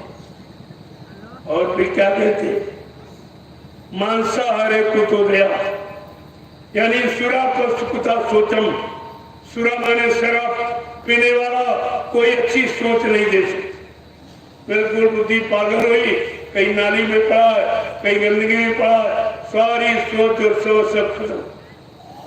आपको कोई अच्छी सोच नहीं दे सकती। और मांसाहार को दया, मांस का आहार करने वाले में कोई दया नहीं होती। जैसे अगर कुतिया अपने 5 बच्चों को लेके बैठी हो, उसके बच्चों को रोटी का टुकड़ा डालो तो फट से छीन के खा लेगी, बाद में दूध पिलाएगी लेकिन सामने भोजन नहीं कर लेगी। ये छीना झपटी, ये किसका स्वभाव है? मांसाहार। लेकिन तुम धर्मशास्त्रों को भी तिरंजलि दिए बैठे, तुम तो किसी की बात मानते ही नहीं। तमाम मुसलमानों से मैंने पूछा, भाई ये बताओ, क्या कुरान शरीफ, क्या मोहम्मद साहब ने जो हदीस पुस्तक लिखी, क्या उन्होंने कोई ऐसा संदेश, कोई ऐसी सलाह गंदे खान पान के दिए? कहते दी तो नहीं है, हमने फिर क्यों करते? फिर कहते हुजूर पैगंबर मोहम्मद साहब ने कहा, ऐ मुसलमान ईमान रहमान वालो, ये पाक साहब जिसने खुदा की इबादत के लिए मिला, अगर तूने एक कतरा मांस का डाल दिया तो खुदा से जुदा हो जाएगा, और एक बूंद अगर शराब डाल दी तो मजहब से काफी। क्या किसी मुसलमान ने इन वचनों को अख्तियार किया? कुछ तब बेचारे मुड़ गए। वो तो मोहम्मद साहब इसीलिए लिख के चले गए। उन्होंने लिखा है 14वीं हिजरी के अंत में खुदा का पैगाम लेकर एक फकीर जमीन पर उतरेगा जिसका लिहाज यानी वेशभूषा सफेद हो। वो हिंदू कौम का जन्मा फकीर खुदा का संदेश संपूर्ण मानव जाति को सुनाएगा। जब वो फकीर अपना काफिला लेकर पूरब से पश्चिम की तरफ चलेगा, इंसानों में भारी सड़कें काली पड़ जाएगी।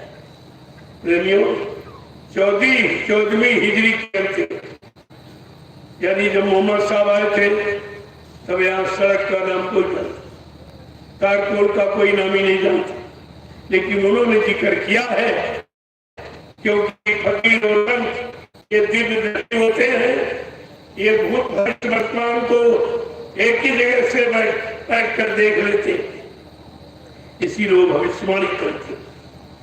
कहा 14वीं हिजरी के अंत में खुदा का पैगाम सुनाने वाला एक हिंदू कौम का जन्मा फकीर वो आएगा और संपूर्ण मानव जाति को खुदा का पैगाम सुनाएगा। उस समय हिंदुस्तान की सड़कें काली पड़ जाए। जो भी इंसान उस फकीर के कदमों में जाके अपने गुनाहों की माफी मांग लेंगे, वो जीते जी इन्हीं नजरों के द्वारा खुदा का दीदार पाएंगे। और मोहम्मद साहब कह रहे, अगर तुमने उस फकीर के वचनों को ना माना तो कहा कयामत आ जाए। उर्दू में कयामत, हिंदी में प्रलय कहते, यानी विनाश सर्वनाश वो स्थिति है बल्कि तैयार। लेकिन ये कहा है अगर तुम उसकी बातों को, उनके वचनों को, उनके इशारे ध्यानों से फकीर आपको बता दे, उसके बाद बचाने की वो सब तरह से आपको सुरक्षित है। लेकिन वो बड़ी बारीकी से एक वचन बिना पुराने किस्से कहानी जो कोई गुरु ग्रंथ सुनकर अपने मन को कितना सुनाया, अपने मन को कितना समझाया और समझा करके आपने कितना ठीक किया। कुछ नहीं, फिर सुनाने का मतलब क्या? पर कथा वार्ता जीवों के लिए, शुभ कर्मों के लिए पूजा करो, पाठ करो, तीर्थ करो, व्रत करो, हवन गंगा स्नान करो, तो इससे क्या मिलेगा? मान मिलेगा, सम्मान मिलेगा, सम्मान मिलेगा। अगर आत्मा से भजन करोगे तो भगवान मिलेगा। ये भगवान मिलने वाला, ये सम्मान मिलने वाला, क्या दोनों का नुकसान?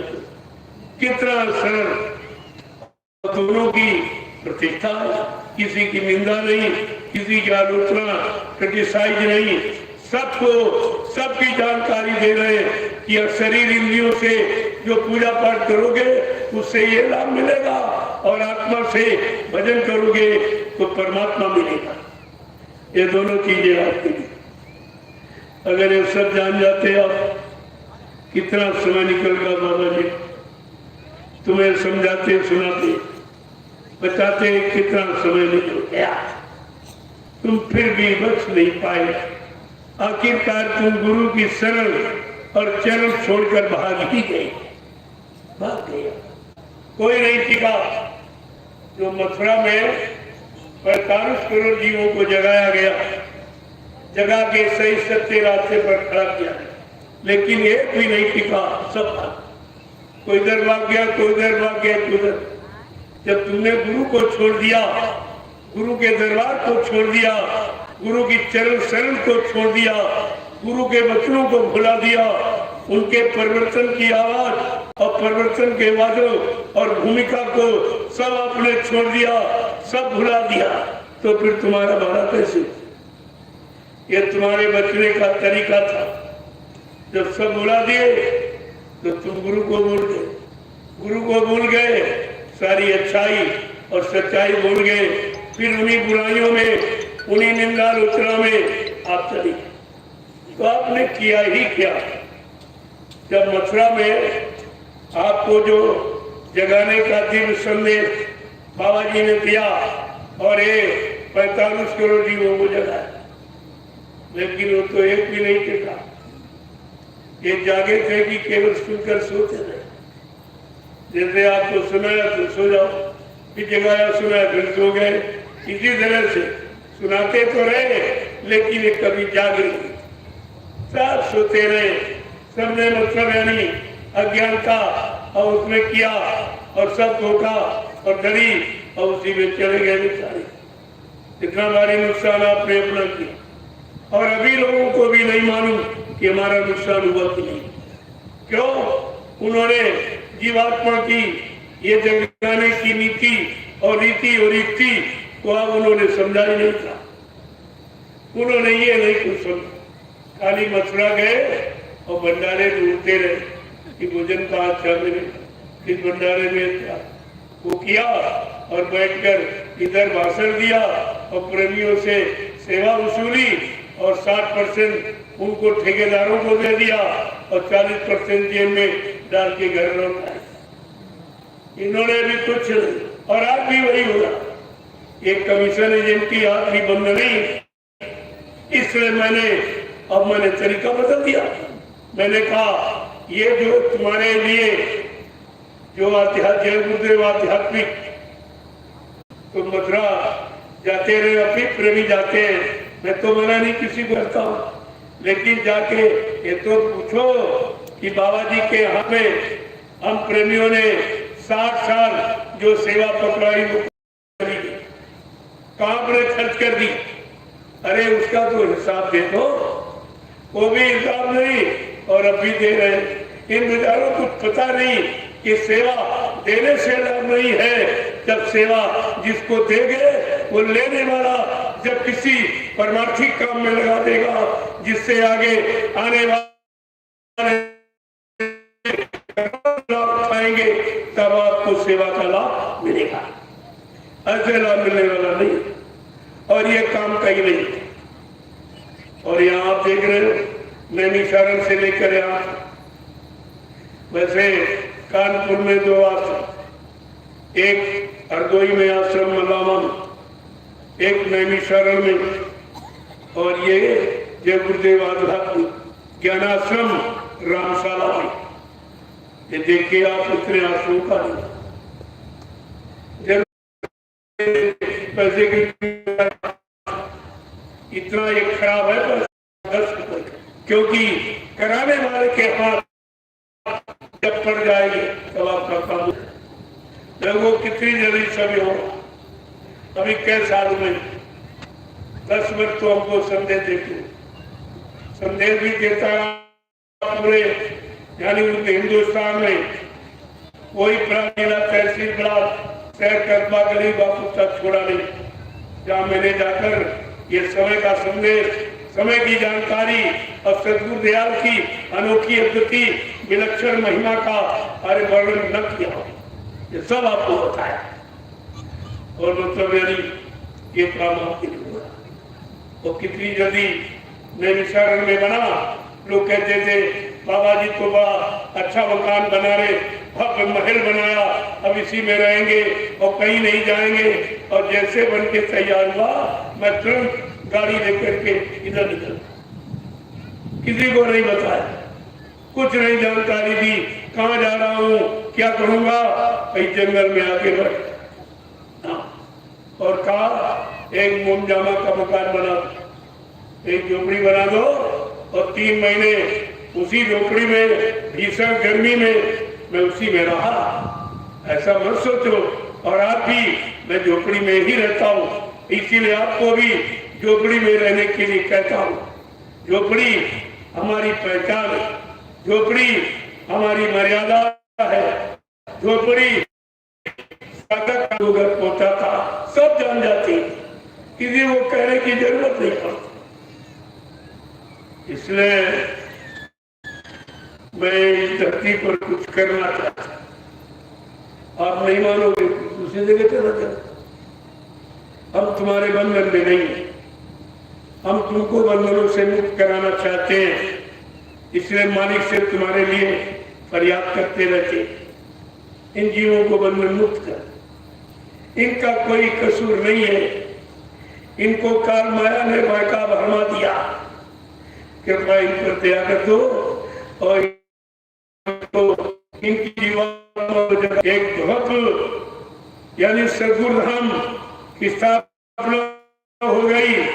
और उससे 20 किलोमीटर पर मतलब यानी जय गुरुदेव आध्यात्मिक ज्ञानाश्रम रामसारा मिश्रित उत्तर प्रदेश में ये दूसरे। हमने अभी क्या देख रहे, पता नहीं अभी क्या क्या नामांकन होगा, कैसी भूमिका बनेगी। क्योंकि जब केंद्र में 25 महात्मा होंगे, उसी तरह से प्रांत में, जिले में, तहसील में, ब्लॉक में, ग्राम पंचायतों में उन महात्माओं के द्वारा ये सदयुगी व्यवस्था का संचालन किया जाएगा। ये लुटेरों के द्वारा नहीं, इनसे कुछ नहीं। मैंने पहले भी आपसे कहा था, परिवर्तन गरीबों से और झोपड़ियों से होगा। ये महलों से, बंगलों से, फ्लैटों से, रुपए पैसे, धन दौलत से प्रधानमंत्री, मुख्यमंत्री, राष्ट्रपति इनके द्वारा इस धार्मिक धरा पर न कभी परिवर्तन हुआ और न कभी होगा। इस पर आपको विचार करना। हमारे हिंदुस्तान की धार्मिक धरा का परिवर्तन का इतिहास बताता है कि यहाँ पर सच्चे, अच्छे, ईमानदार, चरित्रवान, शाकाहारी, सदाचारी, ब्रह्मचारी ऐसे लोगों से धार्मिक धरा पर परिवर्तन हुआ है और होगा। इसे कोई नहीं रोक सकता। ये किसी के बस की बात नहीं है, न करने की न रोकने की। तो मैं आपको एक नवीन सूचना देना चाहता हूं कि जो ये उत्सव आप मना रहे हैं, ये सबके जन्म, जो जन्म सिद्ध अधिकार आपको शाकाहारी, सदाचारी, ब्रह्मचारी का मिला है, यही जन्मोत्सव। अगर इन तीनों को पकड़ के चल पड़ो, उसका जीवन सार्थक हो जाएगा। यही जीवन का सच्चा उत्सव है। इसी को आपको जानना चाहिए। मेरा निशाना तो परमार्थ का। तुम चाहे मृत्यु दिवस मनाओ, चाहे जन्म दिवस, चाहे गणतंत्र दिवस, चाहे स्वतंत्रता दिवस, चाहे शिक्षक दिवस, आप कोई दिवस मनाइए, लेकिन मेरा निशाना केवल परमार्थ का। ये परमार्थ का, ये है सत्ता। इसीलिए आपको परमार्थी सेवाओं में लगा दिया कि और तो कोई सेवा आप नहीं कर सकते हो और कोई काम तुम्हारे बस का भी नहीं। न तपस्या, न संयम, न त्याग, न वैराग, न ब्रह्मचर्य, न अच्छा खान पान, न अच्छी संसोबत, न अच्छे कर्म। ये तो तुम्हारे उसका है ही नहीं। तो मैंने कहा चलो परमार्थी सेवा से ही ये सारे कारण पूरे हो जाए तो इससे सरल कलयुग के जीवों के लिए और क्या हो सकता। जय गुरुदेव, जय गुरुदेव, जय गुरुदेव, जय गुरुदेव। नाम किसका? प्रभु का प्यारा नाम। जरा खड़े हो जाइए, तो खड़े हो जाओ। देखो खड़े होने का मतलब क्या। अब आपको सच्चे अच्छे काम के लिए खड़े हो जाओ। जब खड़े होगे तभी तो चलोगे, और जब चलोगे तभी पहुंचोगे। जब अभी आप खड़े ही नहीं हो, अच्छे सच्चे काम के लिए चलना आपने शुरू नहीं किया है, तो अच्छे सच्चे स्थान पर आप कैसे पहुंचोगे। इस बात का बराबर ध्यान रखिए। इसलिए महापुरुषों ने ये सब कुछ संभाल के रखा और जीवों के लिए सब कुछ संभाल रखा।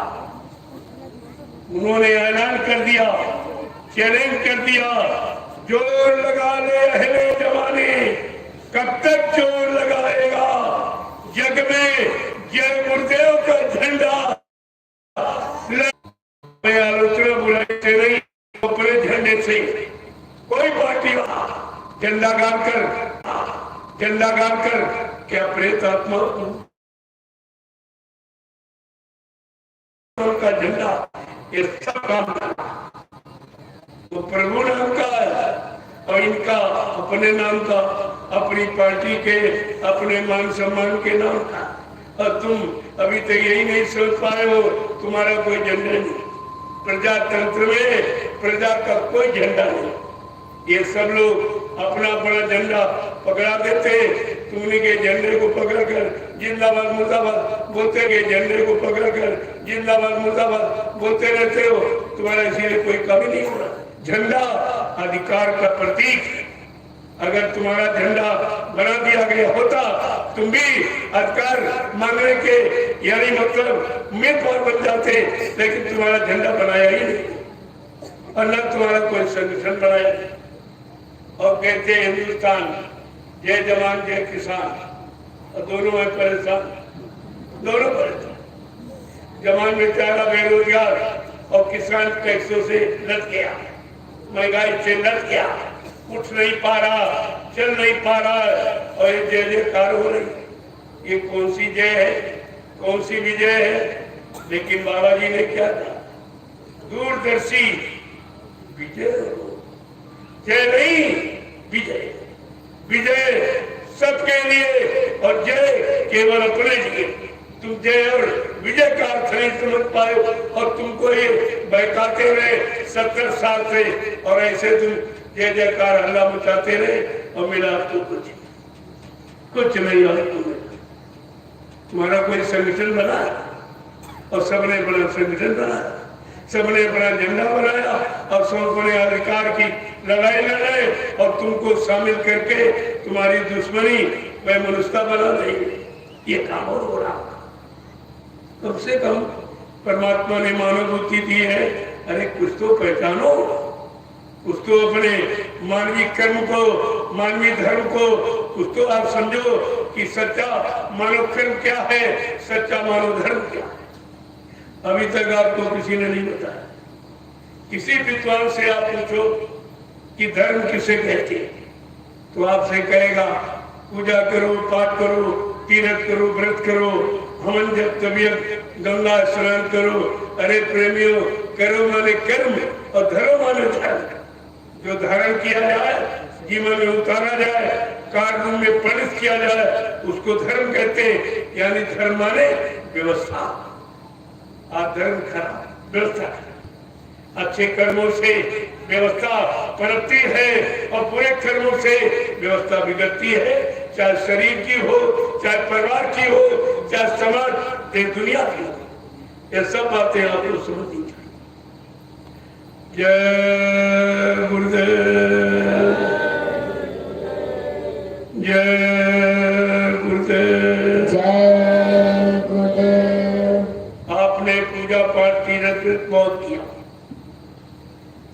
और अभी आपने देखा जहां तुम पूजा पाठ करते थे उन स्थानों को बंद कर दिया, उनमें ताले लगा दिए गए और कोई नहीं बोला, किसी की जबान नहीं खुली कि हिंदुस्तान धार्मिक भूमि है, यहाँ पर भगवान राम ने धर्म के लिए लड़ाई लड़ी, भगवान कृष्ण को धर्म के लिए महाभारत करना पड़ा। आज धर्म की धार्मिक स्थलों की ये महिमा लगा दिए गए। जब धार्मिक स्थल बंद हो जाएंगे तो धर्म की चर्चा कहाँ करो? धार्मिक विचार तुम्हारे अंदर कैसे आएंगे और तुम लोगों का भला और कल्याण ये कैसे सोचोगे आप? कोई नहीं बोला। मैंने कहा तो तुमको साफ सिद्ध कर दिया। जब हम लोग कहते थे बाबा ये गुरुदेव वाले धर्म को नहीं मानते, ये मानते थे। हमने तो कोई आले ताले की बात तो नहीं की कभी, लेकिन ये जरूर बताया कि एक दिन ये सच्चाई और झूठ ये सब आपके सामने खुल जाए, और उन्होंने सब खोल दिया। ताले लगने का मतलब, अगर तुम्हारे घर में, तुम अपने घर में ताला कब लगाते हो? जब घर के सब लोग बाहर चले जाए। घर के अंदर कोई बैठा हो ताला लगाने देगा? अगर इनमें भगवान होता, खुदा होता, गाड होता, सच्चा सद्गुरु होता, कोई देवी देवता होते तो ताला नहीं लगाने देते।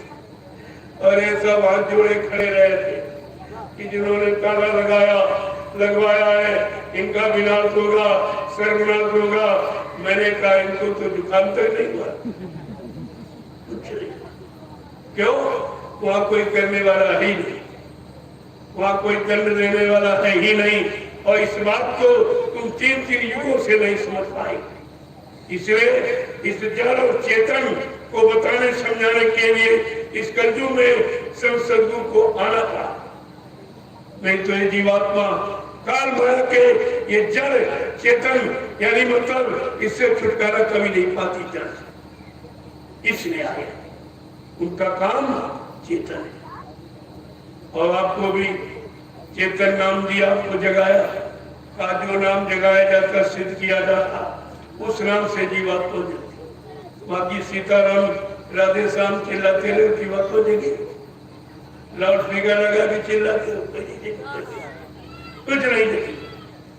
इसलिए जब तक नाम के अनुसार तुम्हारा काम नहीं, तुम्हारी रहनी गहनी नहीं होगी, तुम्हारा खान पान नहीं होगा, तुम्हारा मन बुद्धि चित्त नहीं बदलेगा, तब तक नाम का प्रभाव आपको दिखाई नहीं देगा। जैसे दवा का असर कब क्यों नहीं होता?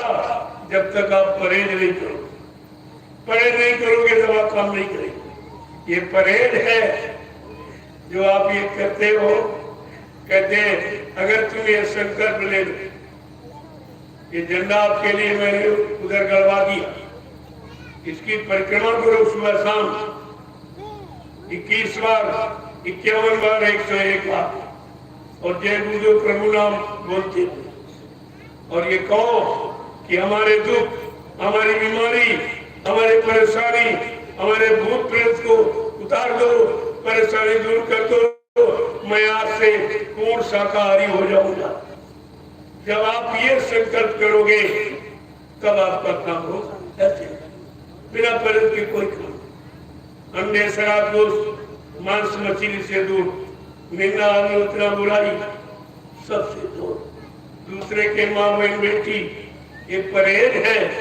अगर ये करना सीख जाओ, मैं दावे के साथ आपके बीच में कह रहा हूँ कि जय गुरुदेव नाम तुम्हारी हर मुसीबत, हर बीमारी, हर परेशानी को दूर करेगा।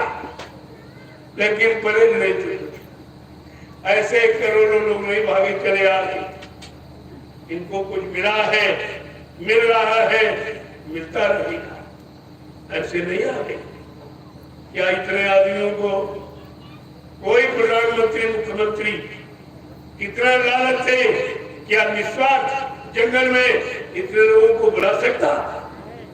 अभी तो कुछ नहीं आए। 15 तारीख की भीड़ देखना। अभी मैंने एक नजारा गुरु पूर्णिमा का आपको दिखाई थी, जब 2.5 लाख की भीड़ थी। यहाँ कहीं पर जगह नहीं दिखाई पड़ रही थी। आप कह रहे बाबा जी के पास बहुत जमीन है।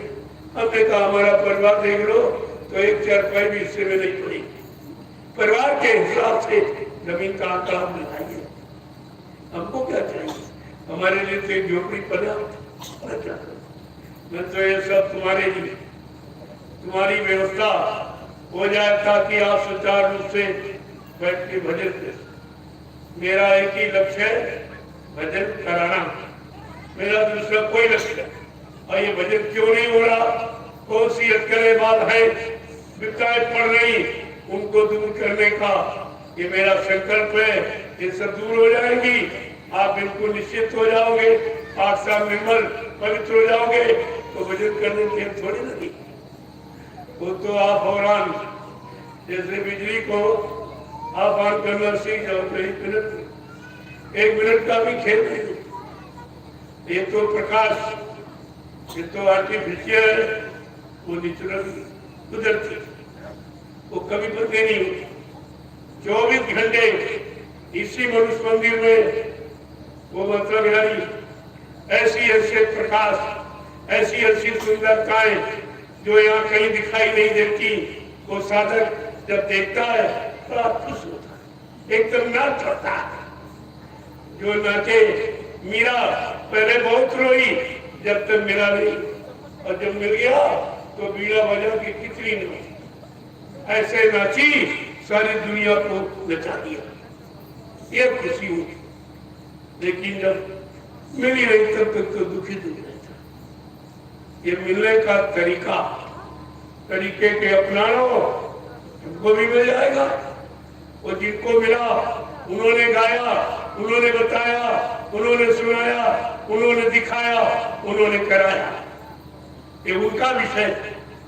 एक कागज बांटने वाले, भाषण स्पीच प्रवचन करने वालों का विषय नहीं है। इस बात पर आपको हमेशा ध्यान देना। तो मैं आवश्यक सूचना आपको बताने जा रहा। एक तो उत्तर प्रदेश की राजधानी लखनऊ में आपका कोई कार्यालय नहीं था, यानी कोई स्थान नहीं। मैं देखता प्रेमी कार्यक्रम में आते सर्दी के दिनों में, तो छोटे छोटे बच्चों को लेकर और गठरी सिर पर लादे, झोला टांगे बेचारे स्टेशनों पर जाने की रात में था। मैं जब यहाँ कोई ना नैमिष में ना यहाँ कुछ नहीं था, तब मैं लखनऊ में घूम रहा था इसी स्थान की तलाश में। हमको कोई ऐसी जगह नहीं मिल पाई। एक आम का बगीचा मिला, वो भी बाद में हट गया। कहा नहीं भाई सलाह नहीं पड़ रही। तब तक ये गुरु पूर्णिमा कार्यक्रम आ गया। मैंने जहाँ पर आपका वो सतगुरु धाम बना है, उसमें उसी स्थान के आसपास वो जंगल पड़ा था। मैंने वहीं पर गुरु पूर्णिमा का कार्यक्रम छा दिया। लगभग 5-6 लाख प्रेमी, इतनी बड़ी भीड़। प्रशासन एकदम घबरा गया। हमने कहा आप चिंता मत करो, ये विषय मेरा है, ये व्यवस्था मेरी है, आपको घबराने की बात नहीं। हमारे यहाँ हर इंसान अनुशासित है। ये झगड़ा झंझट करने यहाँ नहीं आया, ये आपको प्रेम का पाठ पढ़ाने आया। लेकिन आप प्रेम का पाठ पढ़ने नहीं चाहते। तो जब वो कार्यक्रम हो गया, वहीं पर मालिक ने एक आदमी भेज दिया और उसने कहा हम ये फार्म बेच रहे हैं, आपने और वहां पर सेवा शुरू हो गई। प्रेमियों ने अथक परिश्रम किया, बहुत मिट्टी कमर से नीचे नीचे खेत हमको मिले। लेकिन प्रेमियों ने सर्दियों के महीने में दिसंबर जनवरी में 10-11 बजे रात में सेवा बंद करते थे और कम से कम 50,000 सब बन के तैयार। जब तैयार हो गया तो लोग सोचने लगे अब तो बाबा जी यहाँ रहेंगे। हमने कहा भाई हमारा कोई ठिकाना नहीं है, क्योंकि मैं रहने के लिए तो नहीं आया हूँ। जो रहने आया वो मकान बनाए, वो मकान के बारे में सोचे, हमें तो यहाँ से काम करके जाना। और हमने कहा तुमको भी जाना, लेकिन तुमको अपने जाने पर विश्वास नहीं, हमको जाने पर विश्वास, इतना हम चाहे। और वहां देखिए, और फट से वहां मैं तो एक दिन भी उसमें नहीं लेटा न बैठा। और मतलब यानी जैसे वो बन गया तो फौरन झोपड़ी को छोड़ कर दिया। ये बताया नहीं मैंने किसी कि कहाँ जा रहा हूँ, क्या करूँगा, मतलब यानी चला आया यहाँ। फिर यहाँ लोग, मैं तो यहाँ भजन करने की आया कि नदी का किनारा है, जंगल है, कोई कस्बा नहीं, कोई मार्केट नहीं, कोई रेल मोटर, कुछ नहीं, एकदम शांत प्रिय स्थान है, भजन करूँगा। प्रेमियों को पता चल गया, जहाँ भी लग हुआ। अब ये जहाँ मैं जाऊँगा वहाँ चले जाएंगे। ये पीछा छोड़ने वाले नहीं, और हम भी इनका पीछा छोड़ने वाले का दोनों है। हमारी इनकी होड़ है, देखो कौन छोड़ के भागता। अब तो एक बार सब छोड़ के भागी गए बेचारे। अब इसमें से कौन छोड़ता है, कौन टिकता है, कौन पकड़ता है, कौन रहता है, बड़ा गंभीर विषय है। इसलिए अभी तो आप ये देखते, हमारी बंबई की संगत जिसका नाम पूरे हिंदुस्तान में मशहूर हो, उन प्रेमियों की गाड़ी कमाई के द्वारा यार देख रहे हो दुखा, जिस पर मैं चलता हूँ, दर्शन देता, प्रसाद बांटता हूँ, उन प्रेमियों की गाड़ी कमाई से ये व्यवस्था हुई। और अब फिर से एक नवीन व्यवस्था इन्होंने सोची है कि 1,10,00,000 की एक गाड़ी वो इन्होंने भेंट करने का संकल्प लिया है। मैंने कहा मैं क्या करूं, मेरे पास तो गाड़ी बहुत। कल नहीं, हम प्रेमी की इच्छा, अब हम किसी की आस्था और इच्छा पर हम मैं ठेस नहीं मारता। वो 15 तारीख 14 की रात में नैमिषारण्य सतगुरु धाम वो बम्बई वाले लेके आ जाएंगे। वहीं से एक विशाल काफिले को, वहीं से विशाल काफिला एक निकलेगा। मैंने प्रेमियों से कहा है जिनके पास मोटरसाइकिल, वो सब मोटरसाइकिल अपनी लाएंगे। जिनके पास 4 व्हीलर है, ले आओ, तुम्हारे वाहनों का सही उद्घाटन हो जाएगा। इससे बड़ा कोई उद्घाटन नहीं।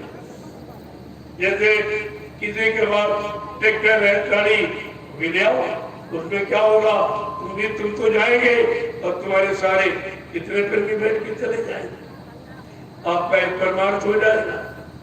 तो एक काफिला सतगुरु धाम से 11 बजे, दिन के 11 बजे प्रस्थान करेगा और नैमिषारण्य होता हुआ मिश्रिक, और मिश्रिक के बाद आगे का रास्ता देखा जाएगा कि कहाँ साफ भीड़ कम है, मतलब यानी क्योंकि काफिला तो बहुत बड़ा, इतनी मोटरसाइकिलें होगी, लोग ही नहीं पाएंगे। यही आपकी सच्ची भक्ति। लोगों ने कहा, हमने कहा तुमसे कहा जाता माला घुमाओ, तो माला तो तुमसे घूमेगी नहीं, लेकिन गाड़ी यानी मतलब मोटरसाइकिल और 4 व्हीलर ट्रैक्टर लेकर तो हमारे पीछे कर सकते हो। अरे इतना काम कर लो, तुम्हारा इसी से काम बन गया। कितना और कितना सरल तुम कराओगे अपने लाभ की, कितना सरल कर दिया। तो उसमें इतने प्रेमी होंगे। अब तो ये कह रहे कि नैमिषारण्य सतगुरु धाम से और रामशाला तक एक ही लाइन,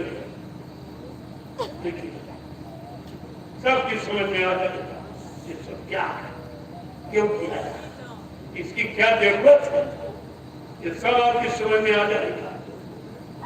और मैं वहां से नैमिषारण्य मिश्रिक ये सब प्रसाद बांटता हुआ उधर औरंगाबाद में और जितने भी गांव बीच में पड़ेंगे, उन गांव में ये सब प्रसाद बांटता हुआ मैं शाम तक यहाँ आता हूँ, इतना समय लग जाए क्योंकि धीरे धीरे चलेंगे। प्रसाद बांटने में गाड़ी रुकेगी, प्रसाद दिया जाएगा तो समय बीत जाएगा।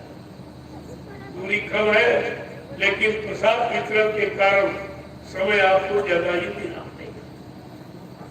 तो उस समय का दृश्य कुछ अनोखा ही अनोखा, ये अनोखा दृश्य आपको ये सोचना, मतलब यानी ऐसा ये दृश्य है, लोग देख के जगह कितने क्विंटल प्रसाद पड़ जाएगा लोग हिसाब नहीं लगा पाएंगे, कितने यानी मतलब लीटर डीजल पेट्रोल तुम्हारा हवन हो जाए। ये सच्चा हवन है जो तुम जीवों को जगाने के लिए ये हवन कर रहे हो, और तेल का जो आप यानी कुर्बानी दे रहे हो, ये सच्चा हवन। यही तो आपको सोचना कि कलयुग की व्यवस्था हर युग से अलग कहा नहीं कि ऐसा वो इतिहास कलयुग का अनोखा जो भूते न भविष्यति सतयुग त्रेता द्वापर के लोग अपने अपने युग का इतिहास पढ़ना भूल जाएंगे, और ऐसे ऐसे चमत्कार दिखाए जाएंगे कि लोग यानी सतयुग त्रेता द्वापर के इतिहास को हमेशा के लिए बोल इतना बुलाएगा। आप इसको देखिए और आपकी समझ में सवाल है कि कितना बड़ा काम है, कितने लोगों के जन्म का सुधार जागरण का, इसको कहते हैं जन्मोत्सव, जन्म लेने का उत्सव, जन्म लेने का यानी कर्म और कर्तव्य, जन्म लेने की महिमा और जन्म लेने का जागरण और सच्चा, इसको कहते हैं जन्म उत्सव।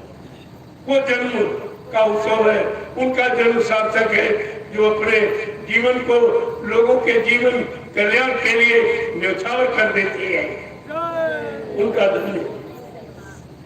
जय गुरुदेव, जय गुरुदेव। देखो अभी प्रेमी सेवा कर, इतनी सेवा करो, दोनों काम, उधर सेवा का लाभ और काम से बचे वो भी आपके लिए बना ही दे, क्योंकि उसका नहीं सत्संग आपको याद रहता है, तो कम से कम सेवा करके ही उन दोनों घर में जाए तो इससे बड़ा लाभ पाने का दूसरा कोई नहीं।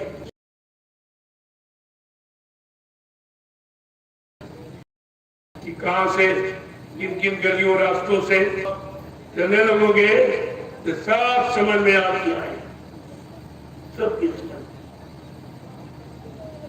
ये सदगुरु का अखंड दिव्य और अलौकिक ये दिलकश काफिला शाखा, ये सब आपकी जानकारी में होना चाहिए, और कोई भी किसी तरह का प्रार्थना के अलावा चीजें में आपको इधर उधर की बातें नहीं करेंगे, और बहुत शांत ढंग से ये नाचना गाना ये काल के मत में दयाल के मत में नहीं आता।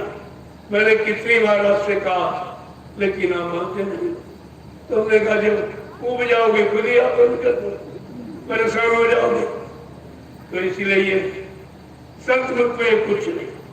संत मत में पैर छूना, पैर नहीं चरण होते, चरणों को प्रणाम किया जाता, साष्टांग दंडवत की जाती और पैर छुए जाते, इसलिए बराबर मना करता हूँ। अभी बीच में आपने बंद कर दिया, पहले मैं 2-3 साल बिल्कुल ही नहीं मिलता नहीं, हमने कहा अगर ये मान लो कि भाई ये छूने वाला काम हो, क्योंकि तुम छूने के लायक हो कि नहीं हो, इतनी गंदगी लपेट के आए हो तो थोड़ा दूर से प्रणाम करो और तुमको दया वहीं से मिल जाए, टेंशन करने की क्या जरूरत। लेकिन अगर मैं रोक दूं तो आपके अंदर ठेस लगती कि हमको मना किया, मैं चरणदाता ये मना कर दिया, लेकिन ये अशोभनीय है, ये कोई मर्यादा में नहीं आता, क्योंकि फूल को दूर से देखो, सुगंधी भी मिलेगी, शोभा भी मिलेगी, और लेकिन अगर तुमने हाथ से छूने की कोशिश की तो वो मुरझा जाएगा, वो बेकार होगा। तो आपको दूर से प्रणाम करना। कितनी बार मैं बराबर 70 वर्ष से, लेकिन आपकी समझ में नहीं आया। फिर हमने कहा जब उठ जाओ फिर कब बोल, लेकिन ये ठीक नहीं है। वैसे तो महापुरुषों के पास जीवाने के काबिल नहीं है, इतनी गंदगी लपेटे रहो उनके पास आने। अगर वो अपने में आ जाए तो फिर तुम टिक नहीं सकते। इसलिए तुम्हारे लिए कितने सीधे जो चाहो सो तुम करने लगते हो। देखो कितना आपने कितने पैरों को नोच दिया, इतने सूझ जाते हैं, इतना मुश्किल हो जाता है। तो ये भी कोई भक्ति है, ये भी कोई मर्यादा है, ये भी कोई पूजा है, ये भी कोई सम्मान है। तो इसलिए मैं आपको प्रणाम करता हूँ, आपकी जीवात्मा को, आप हमारी जीवात्मा को प्रणाम करते हो कि आपकी जीवात्मा जगी तो हमको जीवात्मा को जगने का अवसर मिल गया। अगर ये जागी ना होती तो हमको कौन जगाता, कौन बताता। इसलिए प्रणाम का मतलब ये होता है। लेकिन हम आप जानते होते नहीं तो मानते भी नहीं, तो इसलिए इसमें एक मर्यादा, बहुत बड़ी मर्यादा। और ये समय अपना नहीं है, ये लीजिए अपना समय नहीं है, ये मासिक धर्म में भी छूने।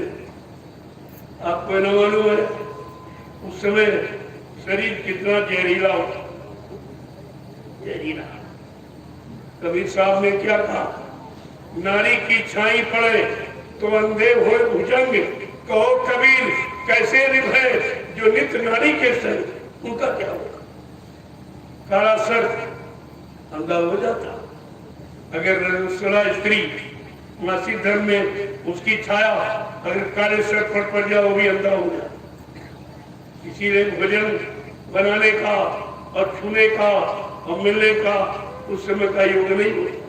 लेकिन तुम इस समय कुछ नहीं मानते, अंग्रेजी तालीम में ये कुछ नहीं मानते, इसलिए इतनी बीमारियां तुम्हारे घर में भर गई कि उनसे लड़ना तुम्हारे लिए असंभव। बीमारी कारण ये गंदगी और गंदे खान पान से बीमारी आती। आज तक तुम नहीं समझ पाए बीमारी क्यों आती है, बीमारी का कारण क्या, तुम समझ ही नहीं पाए। क्योंकि एक तुम सही और सच्ची अच्छी बात जानते नहीं हो और कोई बताए तो तुम मानते नहीं। मैं कब से कह रहा, मैं आपको सब करके दिखा, ऐसे ही आपको पढ़ा उसी तरह आपको करना चाहिए। लेकिन तुम अपना तौर तरीका बनाते हो, वो छीना झटकी वाला तो क्या कुछ नहीं कि मेरा दृष्टिकोण ये मानता, मेरे दृष्टि में तुम समझते हो स्त्री है, बच्ची है, बच्चा है, ये कर रहा वो कर रहा, लेकिन मेरे ऐसा कुछ नहीं। मैं केवल उसमें एक जीवात्मा को देखता हूँ और कहता हूँ चलो इसका इसी तरह कोई उद्धार कल्याण हो जाए तो अच्छी बात है। तो ये सब बातें आपको ध्यान में रखनी चाहिए। जय गुरुदेव, जय गुरुदेव। महापुरुषों ने कहा तुम्हारे छीने से कुछ नहीं, वो तुमको छुए, कोई स्पर्श करे उनका वरद हस्त है, कुछ न कुछ आपको मिल जाएगा। तुम्हारे स्पर्श से और गजब है। अरे भाई गंदगी जब लिए जाओ किसी चीज को छुओगे तो भी गंदी हो जाए। वैसे गंदगी का प्रभाव नहीं पड़ता, लेकिन देखने वालों के मन खराब हो जाए, देखने वालों का मन खराब होता और उससे मर्यादाएं भंग हो जाती और मुसीबतें आपको घेरती। जय गुरुदेव, जय गुरुदेव, जय गुरुदेव। नाम किसका? गुरुदेव नाम किसका? का जोर से बोलो, सामने बोलो, बोलना होगा अभी से।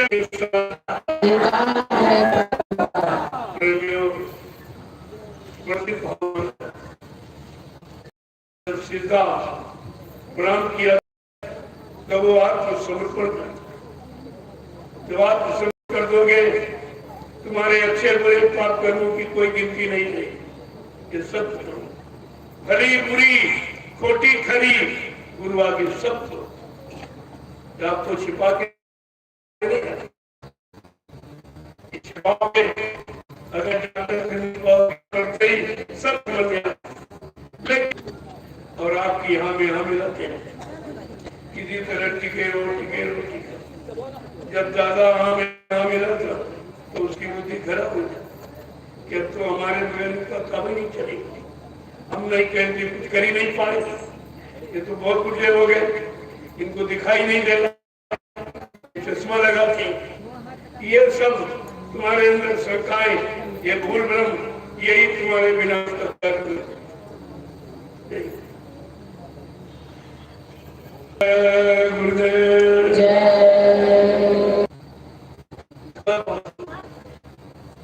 जो तुम्हें सुनाया जा रहा है इसकी जरूरत है। वो पिछड़ा इतिहास सुनोगे उससे कुछ नहीं, वो तो उस युग का, उस युग में जो लोग थे उनको सुनाने समझाने का।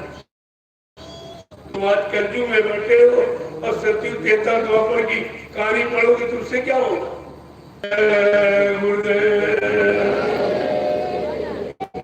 तब आप लोग लाइन से खड़े हो जाओ, मैं आपको दर्शन।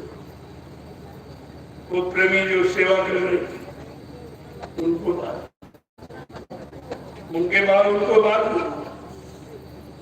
क्यों, उनको कुछ विशेष वो विशेष आदेश संदेश मानते हैं, उनको विशेष दया का पात्र समझकर उनका क्या परिश्रम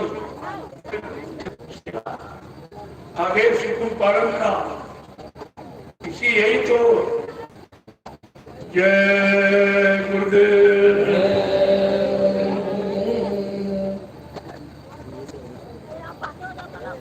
काफले की जैसे तैयारी हो जाए, जानकारी लाउड स्पीकर से सब कुछ अभी मार गए। थोड़ा नैमिष का हिस्सा यानी मिश्रिक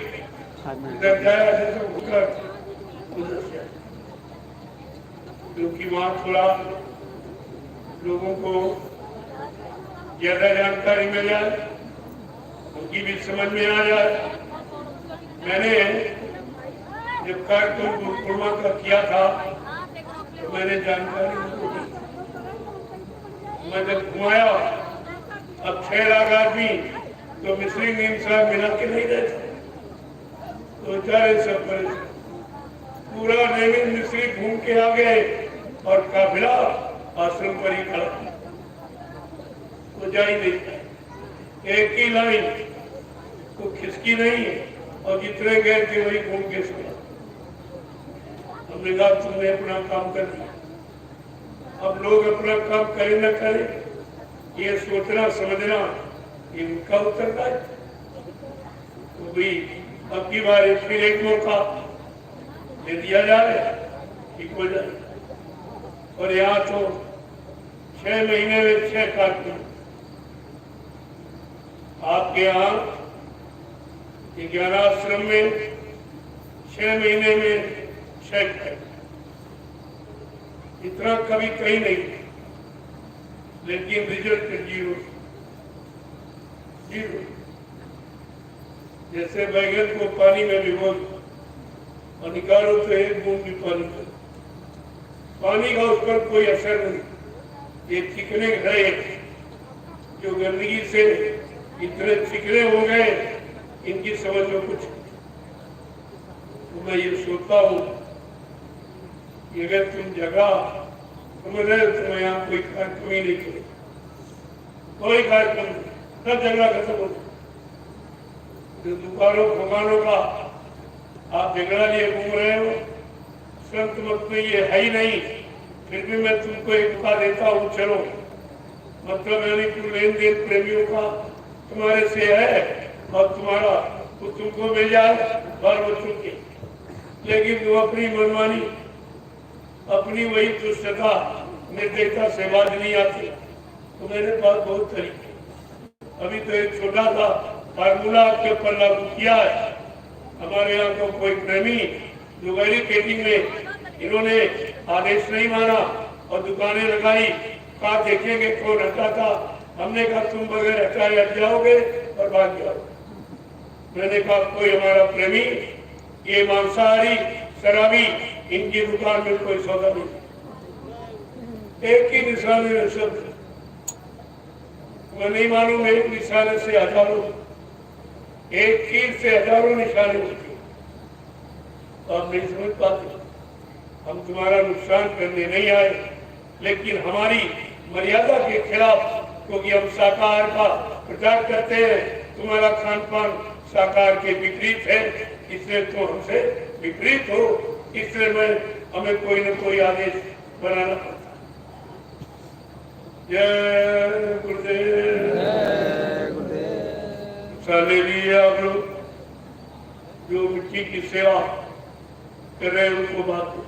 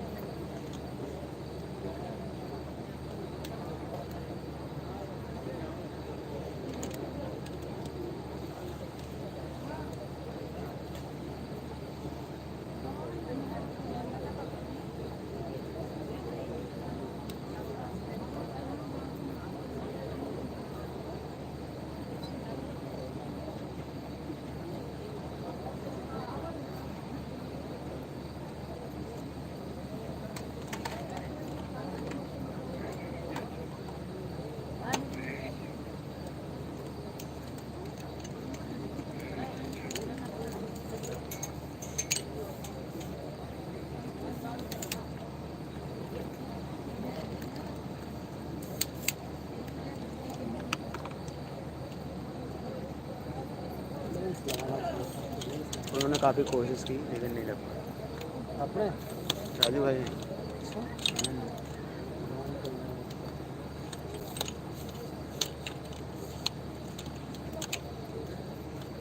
अगर दूर भी रहेगा